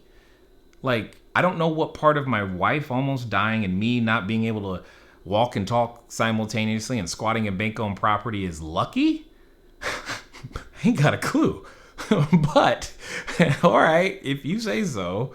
But I do say this, Angela, you and I, right now, we have to labor under correct knowledge. Think about the first letter of each of those words. And then you will understand. Labor under correct knowledge. And that's exactly what just happened here. The knowledge you had is great. It's fine. Let's just say that the medical professional is saturated. You got 43 others. We only talked about 1 that you just happened to be near. And it by itself could keep you full. But, and in case that didn't work, you got 42 more to go. Because I'm going to take a stab and say that somebody's house today in San Diego, somewhere, sprung a leak. Their pipes burst. And now, because they're supposed to be practicing social distancing, they're confronted with having to go to a hotel that might be closed.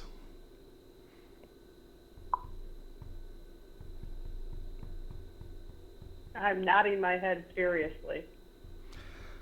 So, you said something about you had, that was past tense, a plan. How's that plan now? Do you have, is it in the past still? I'm just curious. No, I still have that plan. Now I just have to execute it. There you go. By when? Next week, What day? Monday, What time? 8 a.m. Sounds great. I can't wait to meet the new Angela. Thank you. You're That's welcome. Awesome. Thank you so much. No problem. That's what I do. And okay, so here's the name. I'm gonna try it. Oh man, is it Shira? It's Shira. I got it. Yes. Yes, you got it. Oh man, I feel I so. knew you were talking about me. I'm like, it's probably how she spelled it. Yeah, I was just you never know. I just try. I like to try to get them right, but that doesn't always happen. Anyway, how can I help? So, just a little history. I just started following you, and I've been listening to all the Robert Kiyosaki's books and everything. So, I have my own personal property. I'm looking to get my first investment property. Credit is excellent. However, just having that conventional down payment, I'm just trying to figure out how to go about getting into that first investment property without draining my savings. So I've jumped around. I guess I'm just looking for a little direction to make sure I'm on the right path. And basically, I've narrowed it down to I definitely wanted to cash flow. Maybe I need to stay under the $50,000 for maybe a 2-family and above to get in there, at a lower down payment. I just don't know if I should do the I looked into the HELOC because I do have equity in my house, but I guess I'm a little nervous about that. I'm just trying to figure out how do I go about getting into that first property without spending all my money. Got it. Can I ask you a few more questions so that I can have some context? Yes. All right. Okay. Where are you geographically? Cincinnati, Ohio. And is that where you're planning on acquiring property? Yes. Got it. Okay. So the $50,000 you were talking about, that was actually for the entire house, not the down payment? I was thinking of an investment property being the investment that would be the max that I would probably want to stay at $50,000 because that would make my 25% not as much to come to the table with if I went, out of pocket for down Got it. payment. No problem. It's just that when you said $50,000 at first, I was like, is she talking about the down payment or the house? No. I was confused because, California, $50,000, that's the down payment. So it's like, No, hey. I don't have that. Yeah, so I needed some clarity. All right, now, with that being said, here's a couple of things. It sounds like you're concerned, at least this is what I'm hearing in the tone of your voice and the words you're choosing, that you have a concern about running out of cash. I guess it's just if I go in and say I have to deplete everything just to get in it, with still having my personal property, even though I do have a job. I'm also starting a business on the side as well, so I'm using that income for that to possibly be the bridge at some point for that to help me build. But I'm trying to, I guess, do both at the same time. Build that business out of pocket and also still create an investment property with cash flow. Got it. Okay. And then have you ever owned and or managed a property before, other than your primary residence? No. I've owned 2 homes. This is the second one. Personal. Okay. They were liabilities. That totally understood. You knew exactly where I was going there. And then the loans you have been considering are what length of term? I guess it would be 30 years. Okay. If that's the norm going in. Got it. Even if it's an investment property, I'm assuming that would be better for my down payment to be smaller. If I went 15, that would make the payment even bigger. Got it. All right. So, a couple of 1, 2, 3, and then you mentioned something about a HELOC. I'm assuming then that's what you have the capacity for, or you already have a HELOC on your home. No, I don't. I looked at that as an alternative, but I got a little nervous about, pulling that down payment. Maybe say if I came for $15,000-$20,000 out, and then having to deal with paying that off, but still having my house. I didn't want to really go into that bind because I just know that balloon payment, or even if I went upside down in my house, in the event I sell it, I just didn't want to be caught up with that. So I decided to steer away from that. Got it. So let me ask you a couple of questions about, when you say you could, so you're considering a HELOC, the only people who are ever considering that is because they believe or know that they have equity in the house. Is that accurate? Yes, that is. Approximately to the nearest 10 grand, what do you think that number is for you? So I would say at least 15 to 20. 15 to 20,000? Yeah. Got it. All right. So, let me see. You said you read. Did you happen to read the cash flow quadrant? Did you happen to read that one? Yes, I did. Perfect. I just finished it last week. Excellent. That particular book goes into great detail about how how the money habits, etc., based upon how you earn your money and what you believe and the emotions that you feel can play into a number of things or habits that you're doing. And so here's what's going through my head. Now, if you were nervous about what you thought of, I am about to cause an earthquake right under your feet for you. Okay? Go ahead. Because here's why. Here are some of the things that I get concerned about, and I think many of us should be concerned about, is if you have the capacity for a HELOC or you have a HELOC right now, and again, this is assuming, and at everything, it's extended, it goes longer, something happens, that 15 to 20 is trapped. It doesn't do you any good. Right. And in a frozen market or in a market or in business in general, the number one rule is don't run out of cash, right? So here's what I hear when you tell me that you have 15 to 20 in a HELOC that is sitting there or could be there. What I hear is I've got $20,000 earning me literally no money, and I am okay with the potential of waking up tomorrow and finding out that my bank or every lender has decided that we are no longer going to lend for an undetermined length of time. Which then I translate to, you could have at least have access to the 20. So here's worst case scenario. You have the HELOC, you draw all of it down, you put it in cash. It sounds like you're already good at saving the money, so I'm not overly concerned about that. Yes, you would have that monthly payment, but I would rather you have the monthly payment than knowing that you could have had access to 20 grand that you could actually put to productive use. Now, in this event that the bank decides that, hey, we're no longer doing these types of loans, okay, while that's a problem, it's not your problem at that moment because you've already got the cash set aside. So that's number one. Number two, at $50,000, hold on, let me do some quick math. And you said you were in Ohio. Okay, yeah. At $50,000, when you're looking at your 25% down. Yep, that's what I thought. Okay. You're looking at your 25% down, so we're talking somewhere in the neighborhood of $12,500. Is that the number that you had come up with? Yeah.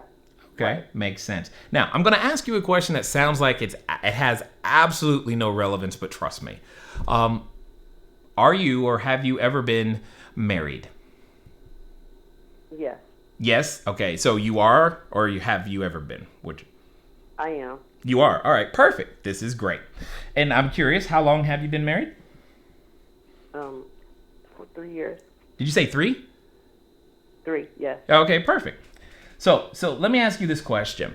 If your lovely significant other, pretend this is the first day one that you met, and they come to you and say, hey, I have a proposal for you. First of all, that word would be weird. And second of all, they say, how about this? You know what? Here's what I'd love for you to do. I'd love for you to be obligated to me for the next 30 years, even though you have literally no experience whatsoever on how to manage this particular process or this particular thing that we're going to go out there and purchase. But hey, that's okay. That'll be okay, right?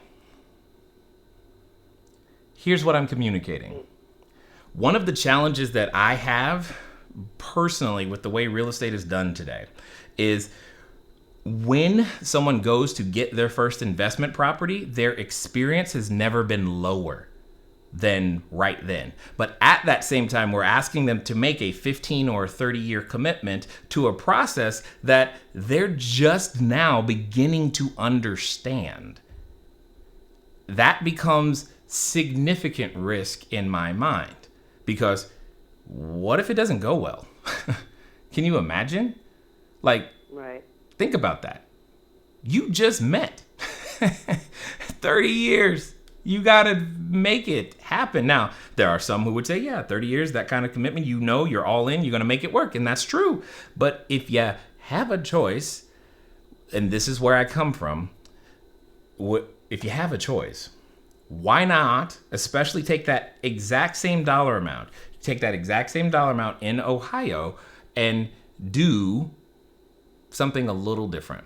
When you start with short-term rentals, here's why I'm saying it specifically for you. I have always said, and say again, it is the gateway drug to owning real estate long-term. Very specifically, in your case, here's what I mean. What I mean is the same amount of money that you are currently considering, I know that if you go buy this house, whatever house you buy, you're not going to get 100% of your cash back without refinancing in some fancy way, you know, doing a fix and flip or something like that. You're not going to get 100% of your cash back for at least 10 years. It's going to take at least that long. It might take more. Like if all you're doing is getting your cash flow back, it's going to take a while. It could be faster depending on, you know, the neighborhood and rental conditions. It's possible, but not likely. And here's the real thing. You have to ask yourself right now, based upon where you want to go, where you want to end up, is that the highest and best use of your resources, efforts, energy, time, and yes, money? Which means we should be doing a return on investment calculation. So to keep things really, really simple, let's just call it, if you bought the house, you're probably going to be somewhere on a 7% cash on cash return. Somewhere near there. Right. Is that close? Was that what you were figuring? A little. I mean, I'm still kind of trying to understand. I'm not going to lie. That's fine. You know, I'm still trying to figure out that, you know, get my financial, you know, education together. Right. So that's why I'm like, I guess it's a little bit more weary for me to take that step. And I guess it wasn't for me when I bought a house, because it was like, oh, it's mine. Well, you're going to live there. Emotional. You need a place to stay. That's why I'm not talking about that. You need a place to stay. Stay where you are. That's fine. But we're talking about now, this is real talk. This is how do we make sure that you end up where you want to be talk. And right. you can't, we can't, humans can't afford low rates of return in an inflationary environment where we don't have control over taxes, and in our case, especially as Americans, where our fiscal policy, especially internationally, isn't so positive. So we have to put ourselves in the position that's going to allow us to out-earn their ability to print money. And that's a challenge. And 7% ain't enough. Now, that's not total return, and I understand the difference, but I'm just talking about cash right now. Here's my point. That is one avenue to go, and it builds great wealth, which is awesome, but it's not building income, and that's the challenge. Because right now, you, me, right. all of us, we need income, not necessarily wealth. Wealth we'll need later. What income you need today. One of the major reasons I like short-term rentals is because, one, it trains you on how to manage, own, and control and work with guests who you will later call tenants, and learning to do a move-in and a move-out process. Because most, but especially beginning landlords, they ain't got a clue on how that's supposed to go. And it's so long before you get to do it again that you forget. But when you run a short-term rental business, guess what? You get really good and efficient at move in and move out. You have to, which is great, which then makes it no big deal, right? You get really good at screening. You get really good at understanding how to communicate and serve customers who have things that happen in their life, because guess what? This is happening. Everything that is happening right now is also happening to tenants. And now you got to know how to deal with that, which can be very stressful for you and for them. I like it for so many reasons. And then we go down the logical stuff. When you have a 12-month lease, that's a lot better than a 30-year commitment. Your risk is way less. And then again, So I'm confused a little bit. I'm sorry. I'm just trying to make sure I stay with you. So when you say short-term rental, you're referring to like the Airbnb type? sure, Or what? we'll use that word for now. But yes, that's exactly what I mean. I mean, Well, go how ahead. do you go about doing that if you got to buy the property? Don't you? If I'm doing an Airbnb, wouldn't that be? So you're saying use the HELOC to get the Airbnb, but don't Nope. do it. But do the short-term rental with it. No. No. I am not. This is good. One, you don't have to buy the property. Sit with that for a second. So what would I do? I would lease it. Yes, ma'am. And because you've leased the property, a couple of things happen for you. Once you've leased the property, you have control. That's what you need. You need control, not equity. We'll get to that later. We're trying to build your income. Here's what I know to be true. Oh, I didn't. Think Between, okay. so from day one, so from today, if you started today, 10 to 18 months from today, you would have your $12,500 back, and you would have your short-term rental business going. So I just simply ask you this question. I'm saying by starting with short-term rentals, you're going to have less risk. You put out less risk, higher return.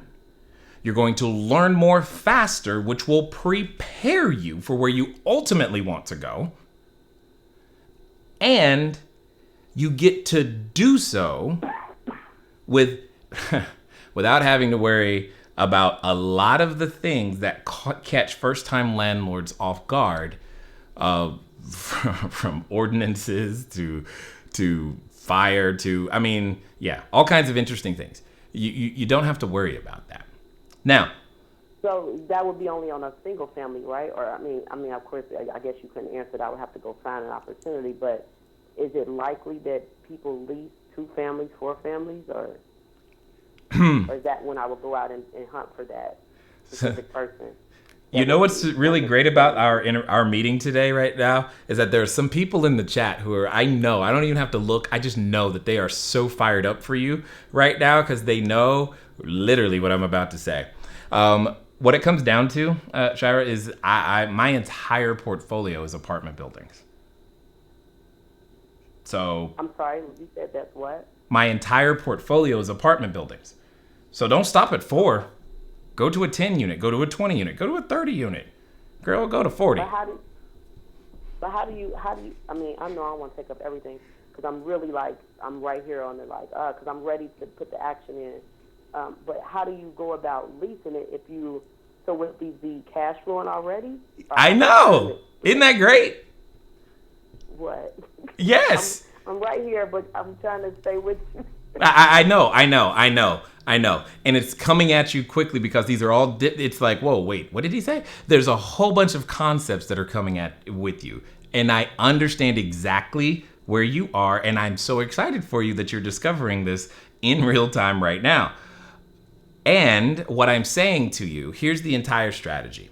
When you start out by leasing the property first, what you do is you collect more properties that you continue to lease until you end up at a point at which, so in this case, I'll use the number to 12,500 since that was what you were talking about.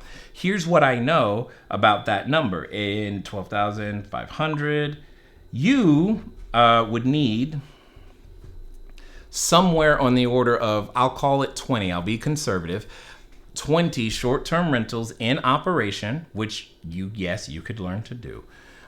20 short-term rentals in operation, and then what you would have is you would have a business that produced free cash flow, meaning money you could go invest,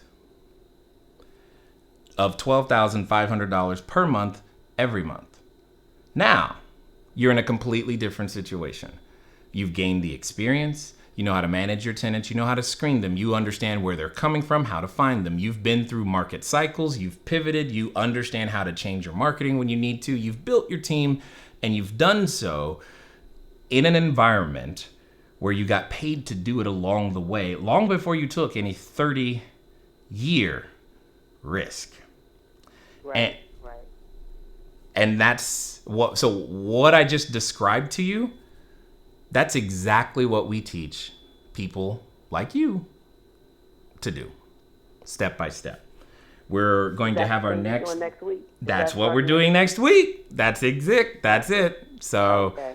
Then I'm gonna be on. I'm gonna jump right in. That's what I was trying to figure out, and I'm glad I got on here. Yes, but that's exactly my point. That's exactly what we do, and that's why also we do it the way we do it. So I'm glad you called in today from Cincinnati, Ohio, for sure. I'm excited for you. Thank you. You're welcome. So I just need to register on that website. Yes, you can send a text if you want. You can send a text to the word to 38470. Text the word master class, all one word, to 38470. And if for some reason you're unable to send a text message, you can go ahead and go to CashFlowDiary.com/learn live. Is that cool? Okay. Awesome. Yep. Thank you so much. No problem. I enjoy it. It's fun for me, and I appreciate you being a willing participant and calling in. All right. Thank you. No problem. I'll talk to you soon. Bye. Okay, everybody. It is definitely that time. I just got caught up helping. Wasn't even paying attention to the time. I think I've said all that I needed to say. Specifically understand being afraid isn't a reason to stop. And I got it. And you're hearing that there is opportunity out there. It's not that it's not out there. You just have to be trained. We just have to be trained to recognize it. And this is an opportunity for us to do exactly that in a completely different fashion. Because if you're open to someone else's ideas, who knows? The world could completely change before you. Because that's what happened to me. My best thinking. So I'm going to leave you with this thought. Your best ideas created the reality that you're currently experiencing. And if you're willing to accept responsibility from there you can build something great. Here's what I mean. You, me, none of us ever woke up saying, you know what, today I'm going to aim straight for the bottom. You did not do that today. You didn't do it yesterday. You didn't do it before this crazy virus. You have never said, I'm aiming for the bottom. Therefore, you've done your best. And you've now realized your best wasn't good enough. It's time to do better. And better you can do. You have the physical ability to do better. But sometimes we just don't know what to do. And we have to be open. We get to choose. You have an opportunity to choose to be open to somebody else's ideas, dare I say mine, so that you can put yourself in a completely different position. And that's what we're going to go do. That's what we've always done. And we're going to keep doing it. And we're doing it in short-term rental land. And you have heard today people who have the same doubts, concerns, fears, and anxieties that you do. And you've heard many reasonings why the business still works. And it's going to work even better on the other side. See, you used to just have to be present. Now you have to be good. And I thank all of you for staying here as long as you have, because that's a miracle in and of itself. But even better than that, come back, right? Especially as I endeavor to see, can we as a team, can we do this? Because it's just one of those things, one of those things like, all right, this is the time. This is the time. We're going to go. We're going to be there. Let's see if we can show up for 30 consecutive days. Do these live streams.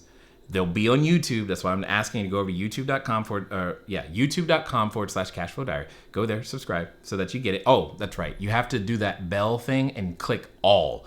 Bell and all. Otherwise, something happens with the algorithm. They may not send you the notification.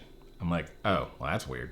Anyway, so we're going to do that because I don't want to be the one saying, hey, you got to get better and not getting better too, right? Hey, you got to go take a risk and you got to go take a risk and we're not taking them. No, that's not going to happen.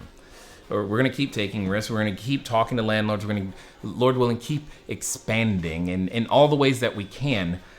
And I hope you give us a chance to expand you as well. So next week, we are going to be doing our live streaming series, helping a lot of people get started. If you want to be one of them, go to cashflowdiary.com/learn-live or send a text message to 38470. Text the word masterclass. Ladies and gentlemen, it's been fun talking to you guys today. I look forward to talking to you soon. Until next time.